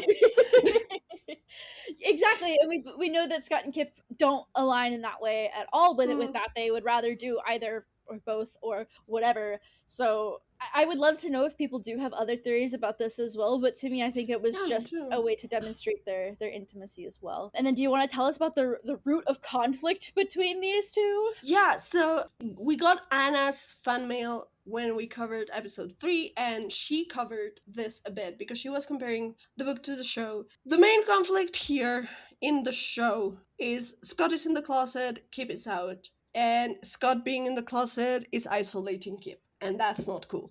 That's the main conflict. The book has this very complex, very insecure Kip, Yeah. who's like having is like the closet is like the surface of the conflict, but we have money. We have discussed this. Scott offers to pay for Kip's student loans, and Kip feels like affronted by it. Kip has a very low self-esteem. He's constantly berating himself, believing that Scott is gonna notice that he's not good enough for him and leave him. And the root of the conflict, like the closet, is just one of the symptoms that Kip thinks he sees that prove that Scott doesn't love him. So he's like, if he Yeah. loved me, he would come out. That's kind of like the logic behind it. But the closet is not the main issue. It's more Mhm. keep self esteem and his whole self deprecating narrative around his lack of money, his lack of fame, his lack of looks, even because in his mind he's not handsome. So I Yeah. understand why going through all of this is challenging in the format that we're getting to in the series, because we need a lot of internal monologue for this, which works better in a book. And also we need time, and we didn't have time. Mm, So I very think they true. did a beautiful work with the Mhm. whole the closet is the center of the conflict. I think I'm okay with it. Yeah, for me, it's I totally agree with you. The closet is the root of it. It's like the tip of the iceberg. Like it is what is shown, and oh, it's just funny because closet and doors, and it's like the kind of the outside of it all. But I agree. It's also the money, but the money is tied to the esteem in general because Yeah. Kip is very like he's gonna see that I can't hold up to his standards. We've talked before about how Kip wouldn't be able to afford like whatever car service Scott has, which to Scott like Mm-hmm. money doesn't mean anything because he's like, I've had this for so long and I have literally nothing else to do with it. I already donate so much. And I it's, have too much. yeah, like it's wiping ass with dollar bills basically, Yep. which I don't think he would do. But also in the book, his school situation is that he's applying Hmm. to the school and then the struggle is paying for it. Which wait, no, in the book it's he gets into school, it's applying for the full ride, but I think in the Yeah. in the show it's applying in general and then he gets the full ride attached to it. So it's a slightly different thing, but that slight difference takes away a bit of the money aspect of because like we said, Scott wants to pay for his debt, and so there's a bit of a difference there with how some of those technicalities work out, which I don't think make a whole structural difference, but I think it plays into their self-esteem. Yeah, it does. And the whole applying to schools in the show is just like background Mm-hmm. context. In the books is like part of the root of the self-esteem issues. Is like every rejection, every day that I don't get accepted is a confirmation of me not being good enough. And as someone Yeah. who has done the applying for grad school twice, for my Mm. master's and then for PhD, and has dealt with a lot of rejection, it does play with your self-esteem in a very Mm-hmm. awful way. And no matter how much you remind yourself how this is not entirely about your value as a scholar, it does make you question if you Yeah. should pursue your dreams. So I really love that in the book, but I didn't miss it in the show. Yeah, yeah. We it's very hard to get the internal feelings without I mean, unless they had time to do a monologue like Ilya did in the Russian Hmm. tunnel, it's a bit harder to understand what each of them is feeling inside. And so I think that would have been hard to show with the limited time that he felt he felt his lack of response or any sort of rejection was a reflection upon himself, which I agree, I don't miss it. I think it just added a bit more depth and context to him as a character and him as a person. But I think the going back to the closet, it was fine for the show, but in the book, it was definitely not the only thing. It was like I completely agree. It's just a symptom where he's like, I'm not good enough for my famous hockey talented boyfriend who has all of the money in the world, and I can barely keep a job at the Straw and Berry to pay off my student loans. Like it does, he feels that dissonance very hard, and then that goes back into their personalities of in order to help find himself again and root himself and ground Hmm. himself back into who he is. Kip goes to his community, which he's then cut off from it by Scott, which he finds this different sort of solace in Scott, but Scott doesn't have that sort of community aspect, hence the conflict. And yeah, I think it was an okay change from the show. If they had more Hmm. airtime, they could have gone into more detail, but I was kind of satisfied with it. Like Yeah, not same. fully, as we said before in that episode, but it was enough to know that things are not ideal and perfect. Yeah. Next item is Kyle. We Mm, already mentioned this just a few minutes before, but in the show, he's just a nice bartender of the gay bar that we all go to, right? And there's like the ongoing gag of "Thank you, Kyle," "Fuck you, mhm. Kyle," blah blah blah. In the book, he's fully flirting with Kip. He Yeah. kisses him one night when they're both no, where Kip is drunk, and then apologizes Mhm. for it. So he has like a full crush on this man. Yeah, in Yeah. especially in Kyle's book later on, he has the big, it is a bit more Oh, than a crush, if I'm honest. He has, I don't know if that's a spoiler or not, but it's a bit more deeper rooted than that. And of course we only get Kip's perspective in this, but Kip, he's in one of the like bouts with Scott where they are kind of, because they're never like formally together, but in one of the times they're kind of yeah. separated, the we were on a break kind of vibe, but like they had just had a fight and Kip was like, I can't do this with you if we're not out because I am so Uh-huh. isolated and alone. Kip is as just kind of, I think it's after that, it's either after that or after I won't take your fucking money because I'm not some charity case kind of thing. It's after one Uh-huh. of those that he's trying to study with Kyle because they're both in similar things and whatever, they've been hanging out, body doubling, studying together, just chit chatting and becoming friends. And Kip gets really, really drunk, and Kyle kisses him outside the. I think Kip might actually kiss him. He's definitely giving off the vibes. Like, at first, Kip is into it, but once Kyle kisses him, he's like, oh shit, this is wrong. I belong to Mm-hmm. Scott. Like, my heart, it belongs to Scott, basically. And so that's when he's like, actually, I can't. And Kyle is like, yo, what the fuck, bro? I thought you were into me. I thought you wanted me because he doesn't know about Scott. But kind Yeah. of. So. Then next item is Kip's dad finding out about Scott. We don't really know how it happens in the show. But it's a beautiful, and I'm not gonna ramble too much about this because it's on our highlights later. But we do get in the book, like we get a clear conversation about Kip telling his family he's dating Scott, and his father saying like, I knew. Yeah. And how I knew, we're gonna discover that later when we go through highlights. Yeah. I did miss that, but I again understand why it's not included. Airtime is Yeah. limited. I think it's a little insinuated. Like in the show, there's the throwaway Mm-hmm. line that he thinks I'm hooking up with some married man. And so Yeah. we know Mr. Kip knows that something is up, though he doesn't quite know Yeah. what. I don't know if he knows it's hockey related, but yeah, it is definitely a bit more vague about what Mr. Kip Mm. knows and doesn't know. And finally, we have the chirping instant.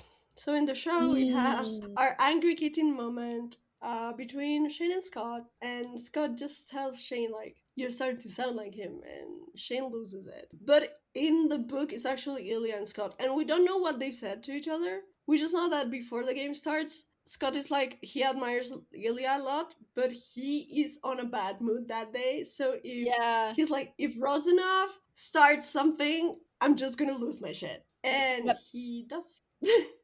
Yeah, I think it was one of those kind of framings of the like, oh, if he says this, and then it cuts to later where he's like icing his knuckles or something. I don't think we get details, but we know that something happened and gloves were dropped, Yeah. So which I love. I will still forever love the you're starting to sound like him, and then the you're old, go home, you're oh 45 yeah, years old. I yeah, think I love it. I think that's probably one of my favorite changes. And then the has has Shane Hollander ever fought anyone before? I think that is one of my highlights from the show ever. Probably one of the best changes from, Yeah, and especially this episode, one of the best changes that plays in my head rent free all the time on a loop. I agree. I think that is for our beautiful table of similarities and differences.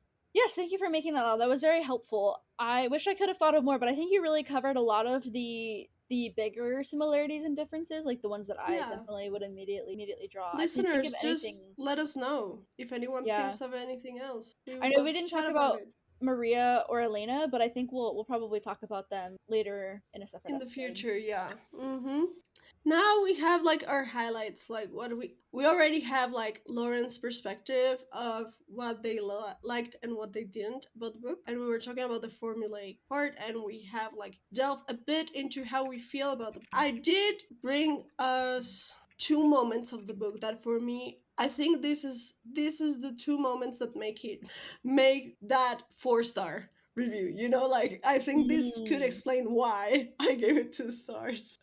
Although I am very unsure about it right now. Like I'm like, I don't agree with myself. So my first moment is like the two highlights that I chose are connected, right? And I already like hinted at them in like a few minutes ago. But the first moment is when Scott gets injured. So Kip invites his dad to watch the game because Scott got him tickets again. His dad is like a huge fan of hockey and of like the what's the name of the team again? The The Admirals? New York Admirals, yeah. So he's super hyped about being there. And Scott gets injured. Very similarly to what happens to Shane in the show and in the book. I'm gonna just read the quote. So, Kip didn't spend nearly enough time with his dad. They lived in the same house, sure, but they never did stuff together anymore. Kip left for work most mornings before his parents were awake, and he tended to go to bed early. The dumb smoothie job really took a lot out of him. Kip watched his dad as he cheered on his beloved scouts. Oh, he's a fan of the Scouts. They were both drinking beer and eating Nathan's crinkle cut fries from the concession stand. It was a good afternoon. Scott had come through with the tickets. His dad had been thrilled that morning when Kip had suggested they go to the game. Kip had lied about where the tickets had come from, saying that he bought them cheap off a friend who couldn't go, so that's the excuse he's giving.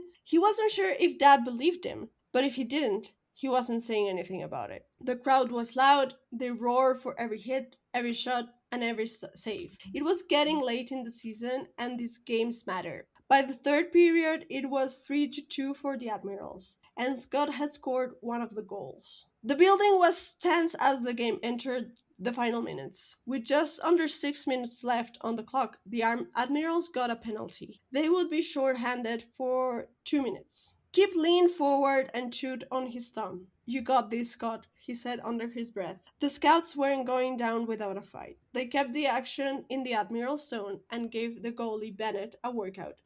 After one save, Scott shot the puck at the blue line to clear it out of the zone, but off the line. He fired it at the Admiral's net, and Kip could see what was going to happen before it happened. No, Scott, fuck, don't. As the puck rocketed toward the net, Kip could only watch horrified as Scott threw his body in front of it. He dove through the air and caught the puck somewhere in his midsection when his padding was light. He went down hard. So that's how he gets injured. And Kip is with his dad, watching the game at the rink. Then we get Kip's dad says how he figured out that they were an item, Kip and Scott. And Kip now had tears in his eyes. Things haven't been great, Dad. I know, Dad hugged him again. I didn't want to intrude, but are you boys fighting? Boys? Who are you? Dad smiled at him, knowing, then his face sobered. I know he must be busy right now with the playoffs, but it seems like maybe something worse than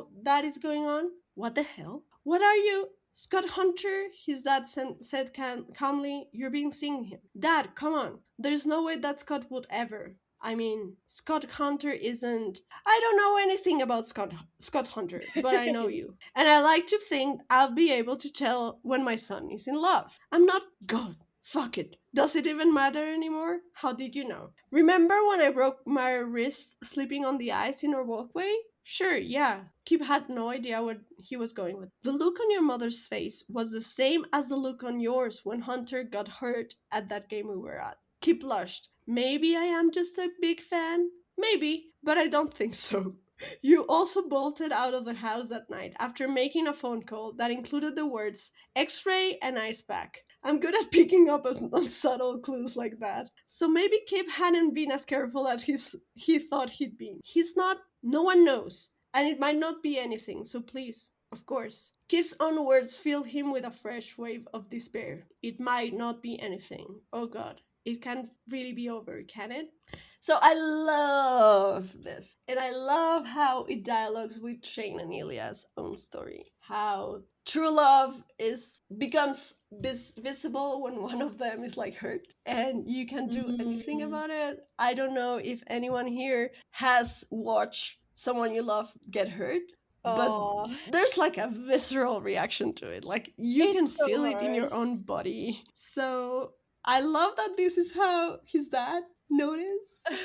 It was like, your mom had that same face. I recognize that face. And I love to see fathers being emotionally attuned to their sons. Thank you. Yeah, no, that's what you said hit because like I have done some questionable stuff for people when they're injured. Not questionable, but like I've gone maybe a bit farther than the average friend would, and I think that it's just like, man, you love someone so much and you want to fix everything for them, Uh-huh. and you want to. Oh man, like when my mom was in the hospital or my best friend was on crutches, like you just I don't know if it's just like the type of person that I am, or there's specific type of people out there that would do this, but I stop everything in my life for the people that I love when they're hurting like that. And so I feel for Kip so bad, like to be, because they're not out, and to like watch that go down and to Mm-hmm. not be able to do anything. It's Shane and Ilya all over again of the like, they can see us, and Yeah. like if Yuna and David were there, or I don't know, if something were different, and I don't know, if anyone were able to like more closely see what happened between Hall and Up Yeah. at that time, they would have figured it out, which I still don't know how they didn't. I guess maybe we I suspend our think disbelief. my head But canon is that Mr. Kip noticed that watching the game,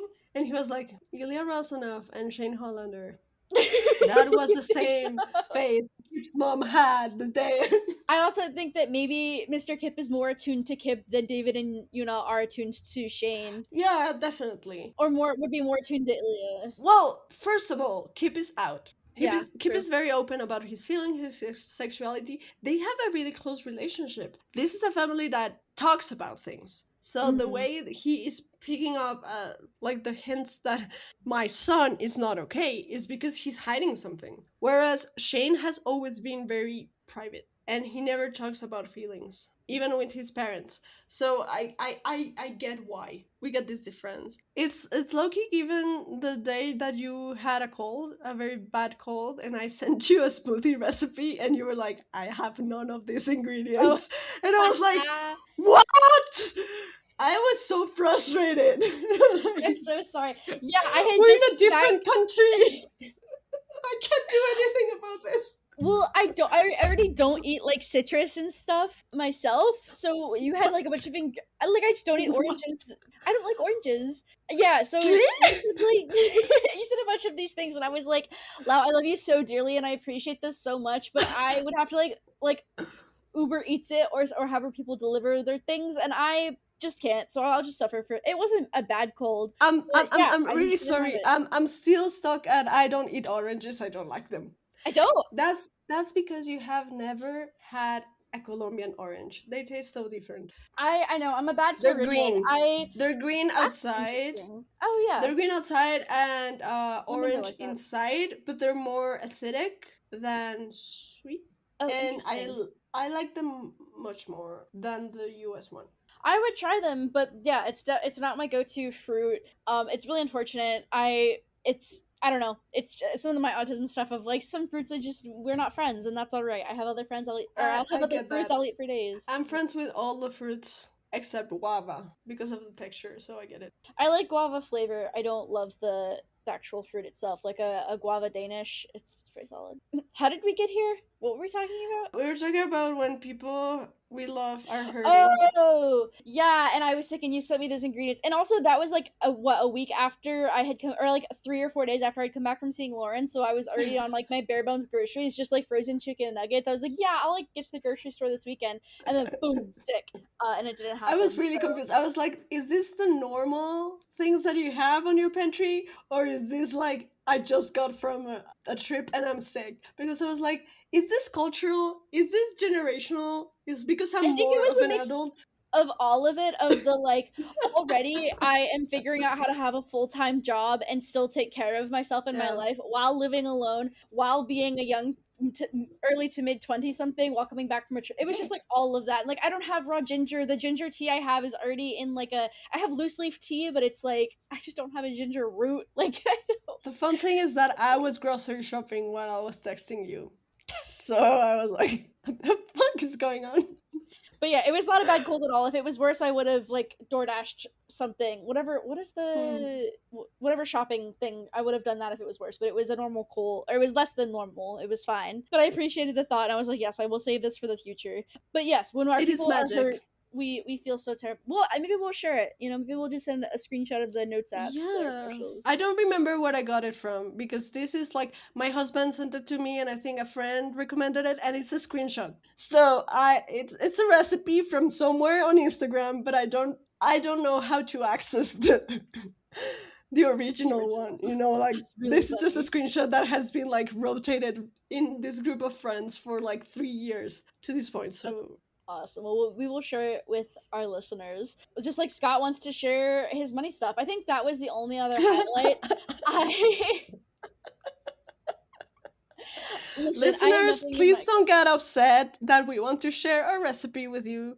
yeah, don't get upset like Kip did. I yeah, this there were two other highlights because that was like drop two highlights and I was like I do not have time to just comb through the book and find the points that I want. But it was again the money stuff and like being hidden away that I Hmm. said before, but I'll touch on it again. Of like the highlights that were both good and bad. They were good in a way of like I think conflict is important, and especially in a novel, I think you have to have conflict in order to have the resolution and happily ever after. Yeah. But bad in the way that like they could have definitely talked more about like the isolation because I feel like Kip's problem was way more rooted in isolation, and it was I think it Hmm. was valid for him to feel a little offended about the money, but also we said a million times before, take the freaking money, take the money. Like it's yeah, I definitely feel like being hidden away was more of the highlight for me in the loneliness Hmm. because again community is so important and for me that was a highlight of the book. That was like a big takeaway for me from the book was about being hidden and hiding your loved ones and not being who you are and being true to yourself. I took that a lot more than the money. Maybe for Kip the money was like a culmination of everything of the like already harboring him at his apartment, Yeah. already paying for everything, already doing whatever, and now it's like he felt like his life was being bought. Like this was the one thing he could work hard for Uh and prove huh. to himself. Like if he can work so hard and be so worth it as to get into school, he's gonna work hard to pay for it himself.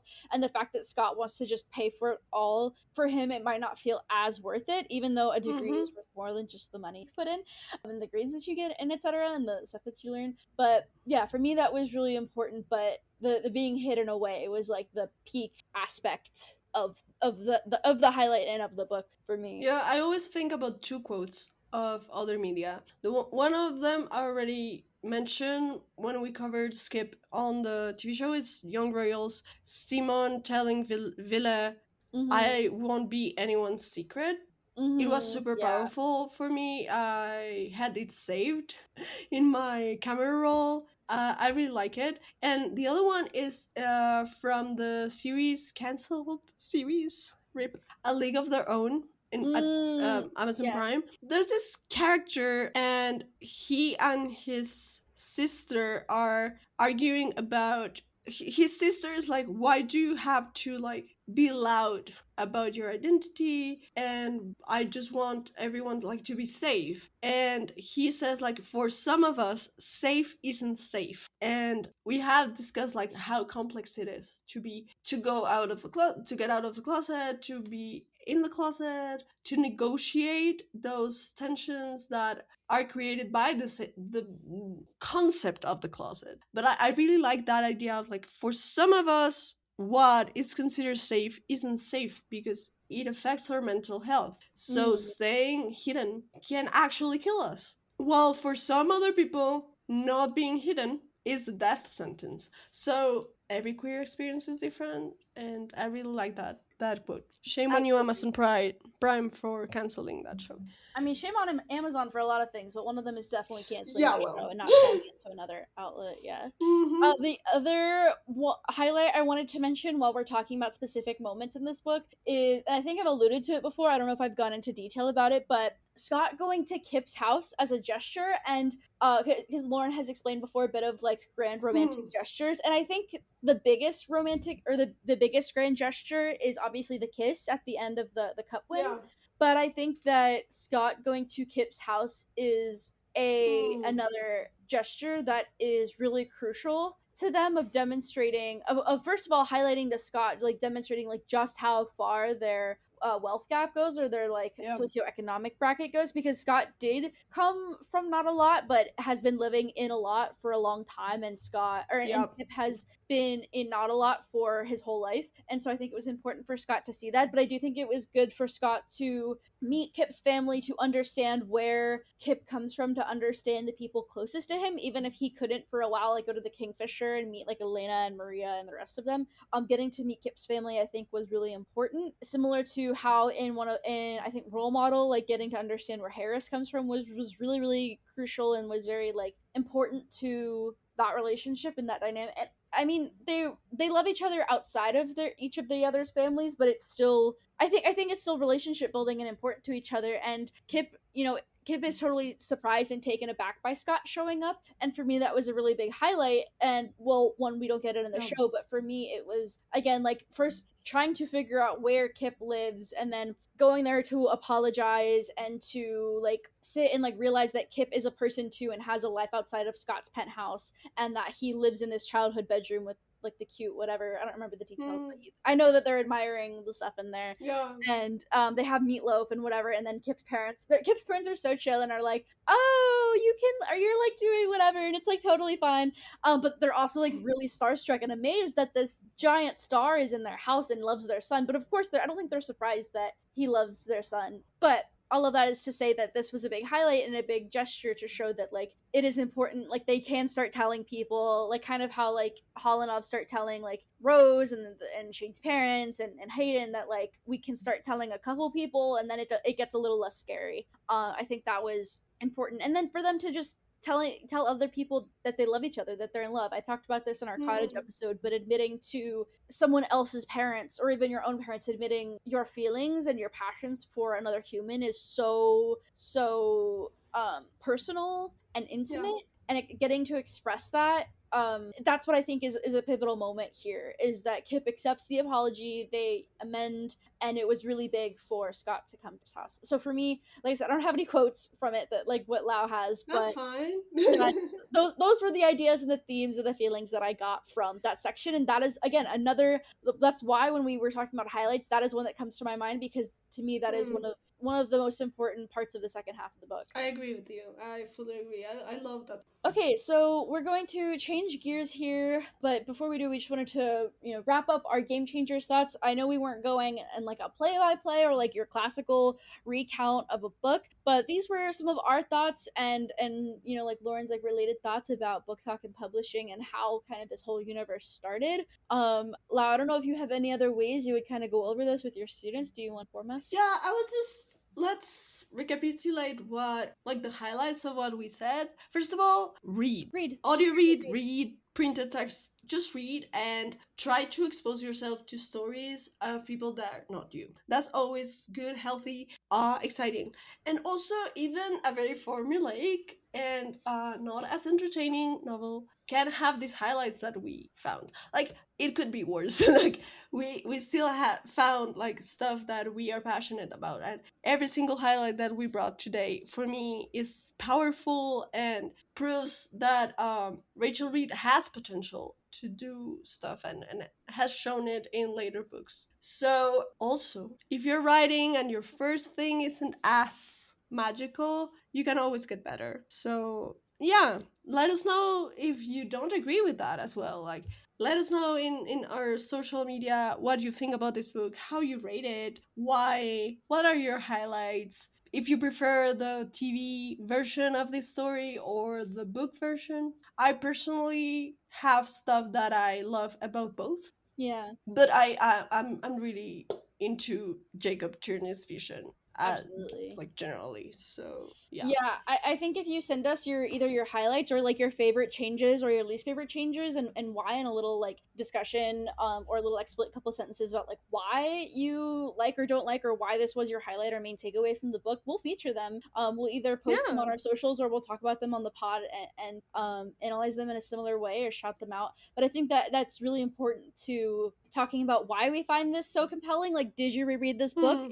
Have you done a Game Changers reread, or are you just heated rivalry and long game? Or did you reread this as well, and why? Because again, this follows our central idea of why is this media so compelling to rewatch and reconsume in different ways. And so we want to hear from you, and did we miss anything, or were we wrong about anything? Because I didn't read it yesterday. I read it a little while, not like forever ago, but a little while. So yeah, let us know your thoughts, and even leave us a fan mail, which our fan mail will span different episodes and different content. So you can send us a fan mail from whatever episode, either from the show or the book or whatever, and we'll get to it kind of when we get to it. Like today, our fan mail is not from the Game Changer book. It is from episode 6, The Cottage, just because that is how timing works out. But if you want to send us your fan mail, or even just notes, a couple paragraphs about your thoughts that you want us to read for you, either anonymous or your first name, or however you want to be known online and here, either DM it to us on Instagram, Threads, or Twitter, or email it to us at srspod@proton.com. I think it's in the show notes. It's all listed in the show notes. Please look at the show notes. Lauren and I spent so much time with the show notes, and Lau, we spent so much time. Please look at the show notes. But our socials are there if you would like to send us your thoughts. So with that, our second fan mail from our non-host, but from a really, really dear friend of ours, Haley. Lau and I know her from the Seaweed Brain, Percy Jackson Sphere of the World, but she is on our Heated Rivalry server as well. This is separate because Lauren has another Haley in their life. Lauren's Haley that lives in Chicago. This is our online friend Haley that does not live in Chicago that we also love dearly, and I hope she's doing really well, and I'm gonna let her take it away.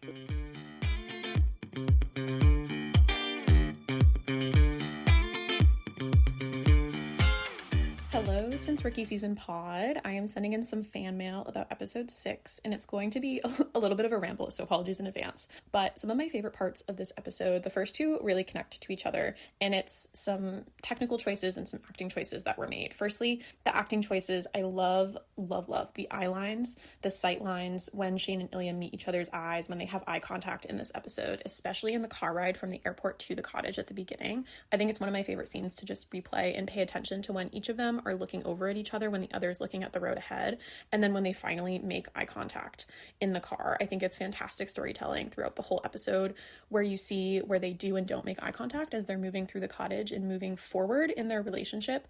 This episode, they really move like leaps and bounds ahead in their relationship over this 2-week period. And then connected to that, I also really, really love the use of natural light sources in this episode, whether that is sunlight or firelight, and how grounded in nature and not hiding those light sources are. They're connected to being grounded and being outdoors. They're not hiding anymore compared to earlier in the season when they're mostly meeting inside of rinks or inside of hotel rooms. All of that light is very clearly artificial light, like light bulb light. And in this episode, we see them step into the sunlight, literally and then metaphorically in their relationship. Like Elena says to Scott in episode 3, how he and Kit both deserve sunshine. So do Shane and Ilya, and we see that come to fruition in this episode, with it being set so much more in nature, in the sunlight, in the firelight, in their little oasis. And then to connect those points, I love watching when their faces get specifically lit with rays of sunshine throughout the episode. It evokes this religious imagery for me, as they are quite literally the center of each other's worlds here at this moment. And then thirdly, I'm obsessed with the song that the episode ends on. I would love for anybody to do a deep dive into the lyrics. If you're listening to this, go listen to that song, pull the lyric video up, and just listen to the song and think of the two of them. It is perfect. And if you all on Since Rookie Season Pod want to do a little deep dive into the lyrics of that song, I would not be mad. Thank you all. Love the podcast.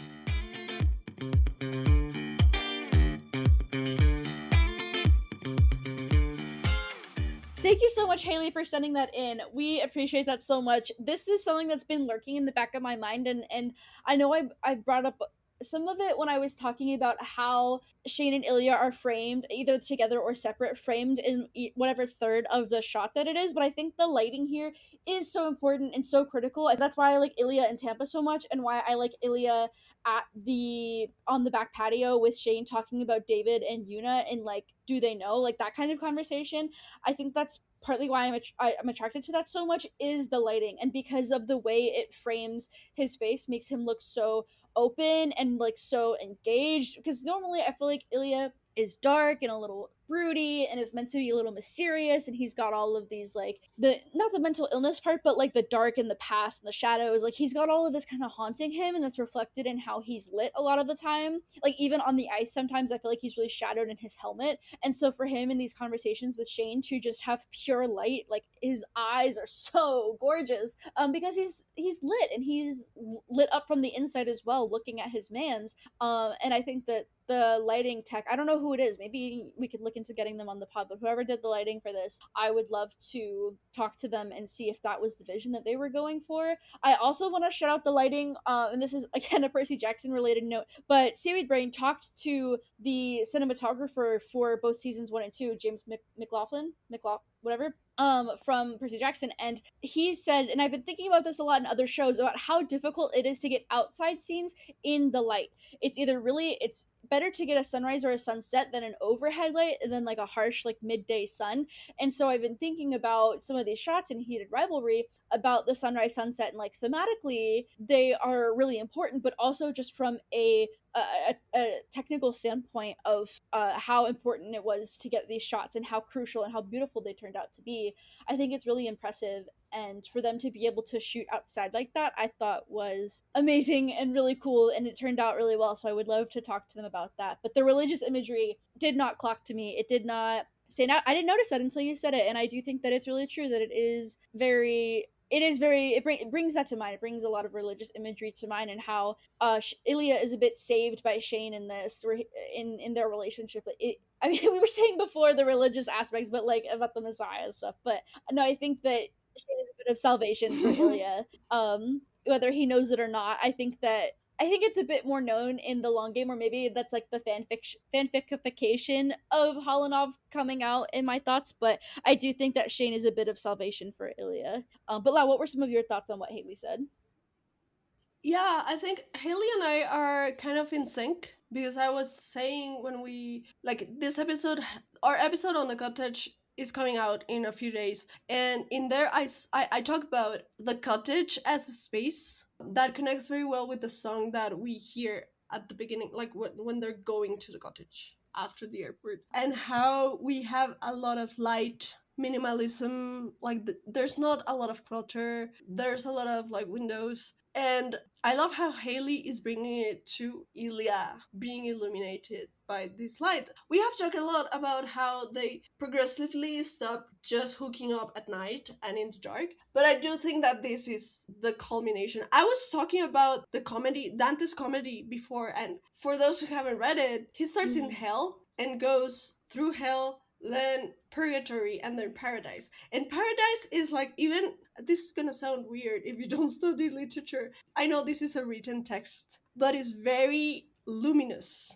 Like it's kind of blinding when he gets to paradise. Everything in the language is like, oh wow, this is so shiny. I need my sunglasses. And it's kind of similar of what we get here.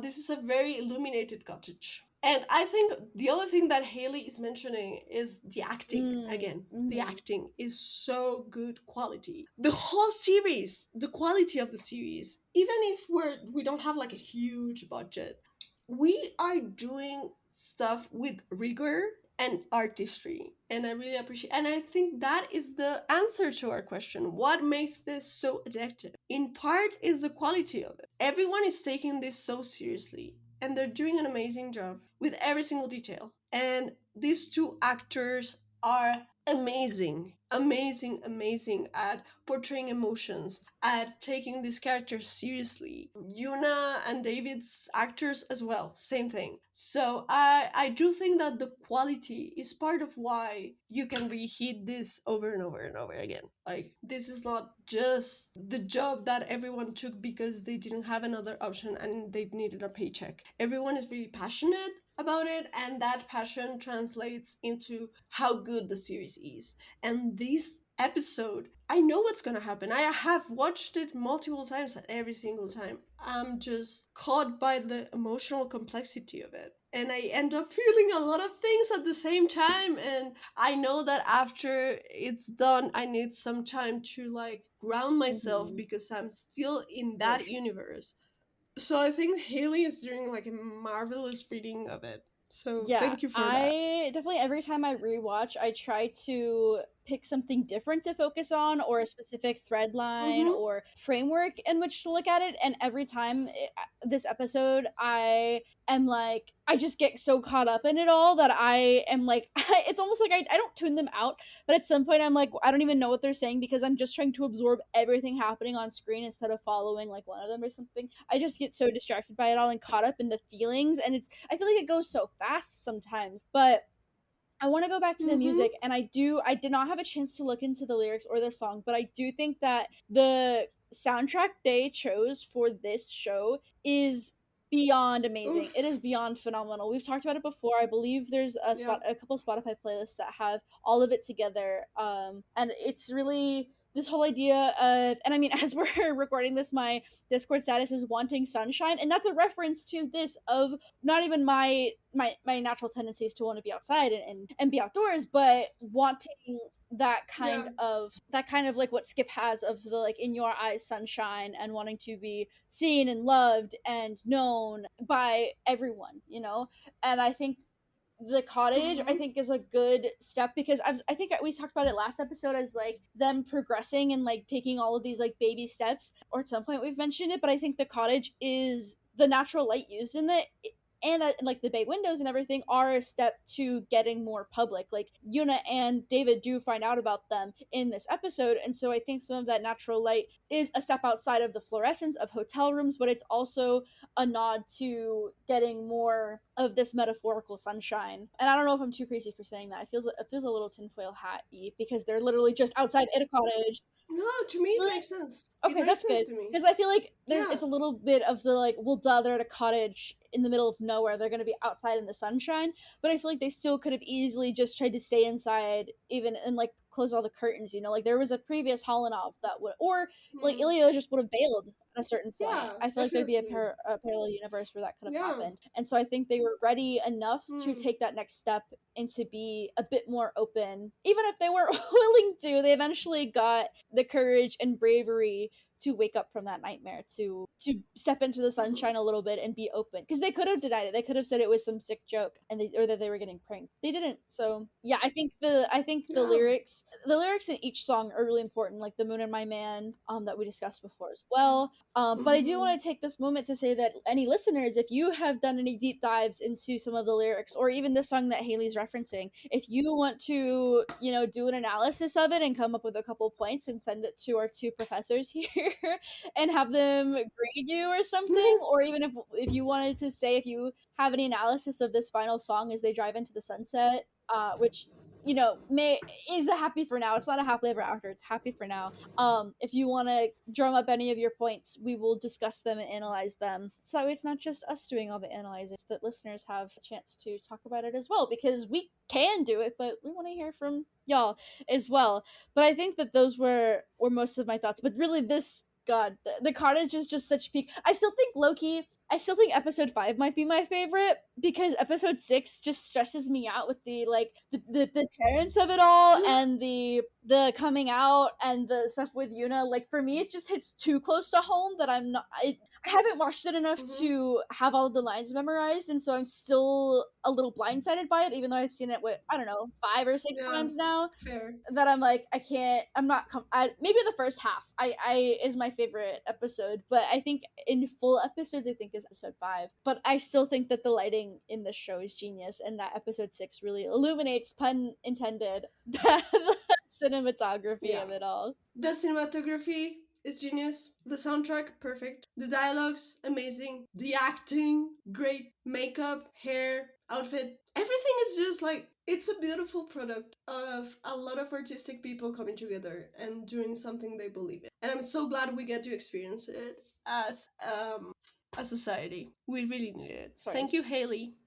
It's always nice to hear your voice. We love you. And thank you for being so clever and sending us amazing Yeah, Haley is so analysis. smart. You're very generous. Yeah, every time she's in book club, she has such great thoughts, and I can't wait to have her on the pod Yeah.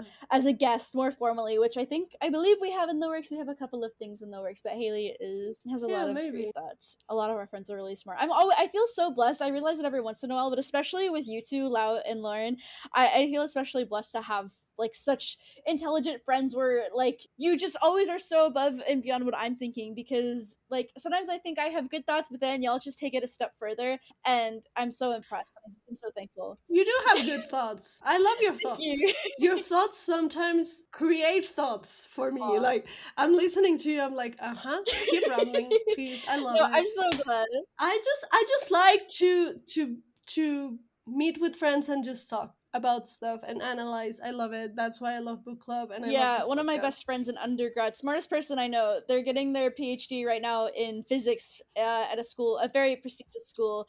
They're Wow. so smart and they're so silly and the goofiest person I know. And so funny. But when we were in undergrad together, our rooms were next to each other when we lived on campus, and we shared a bathroom, and so we would have what we called vanity talks, where we would stand at the vanity, like just not quite like sitting on the couch and not quite in each other's rooms. Like we'd be at the vanity for hours just talking about so many different things, and I love they that. would like explain to me parts of the, because they studied like the Big Bang and everything, and they would tell me about how all of these different like neutrinos and shit worked. And because I never took a physics class a day in my life, but it's stuff like that where I have friends that we can talk about our different ideas and like different like knowledge spheres and perceptions of the world. Lauren and I did that a lot too over the past couple years. Like when we were building our friendship, we'd stay up to like 4, 5, 6 in the morning after the club. It would be actually after the club, just talking about stuff. But it was really cool and it was really fun, and I think those are some of my favorite friendships and the memories I hold dear is the stuff that I do, like that kind of stuff with people. So, and I hold that with my book club friends and my fandom friends. And again, this circles back to our earlier discussion about why fandom is important, is because you can have those critical, deep thoughts, and you can engage in these ideas and you can connect with them over media points. And I think that that's why it's important and why I'm so thankful for y'all every day. Wow, how did we get here? That was so funny.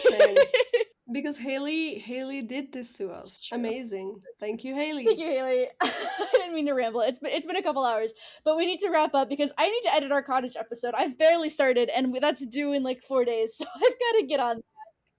And I need to eat. Yes, you need to go eat. Yeah. And we will see you all next week when we cover Heated Rivalry, the book. We are back in Montreal and Boston and Moscow and all of the places. And we will be back for Heated Rivalry with Lauren's return as well. We look really forward to talking with y'all. Again, send us your voice memos or your paragraphs or whatever you want to talk to us about. Please do. Please check out our show notes. Check out our socials. And I think that's everything. Anything else, Laura? No, that's it. See you next week at the cottage again. Bye. Since Rookie Season is created by Lauren, Lau, and Amanda. The cover art is by Lauren and Lau, and Amanda is our editor. Thanks for listening.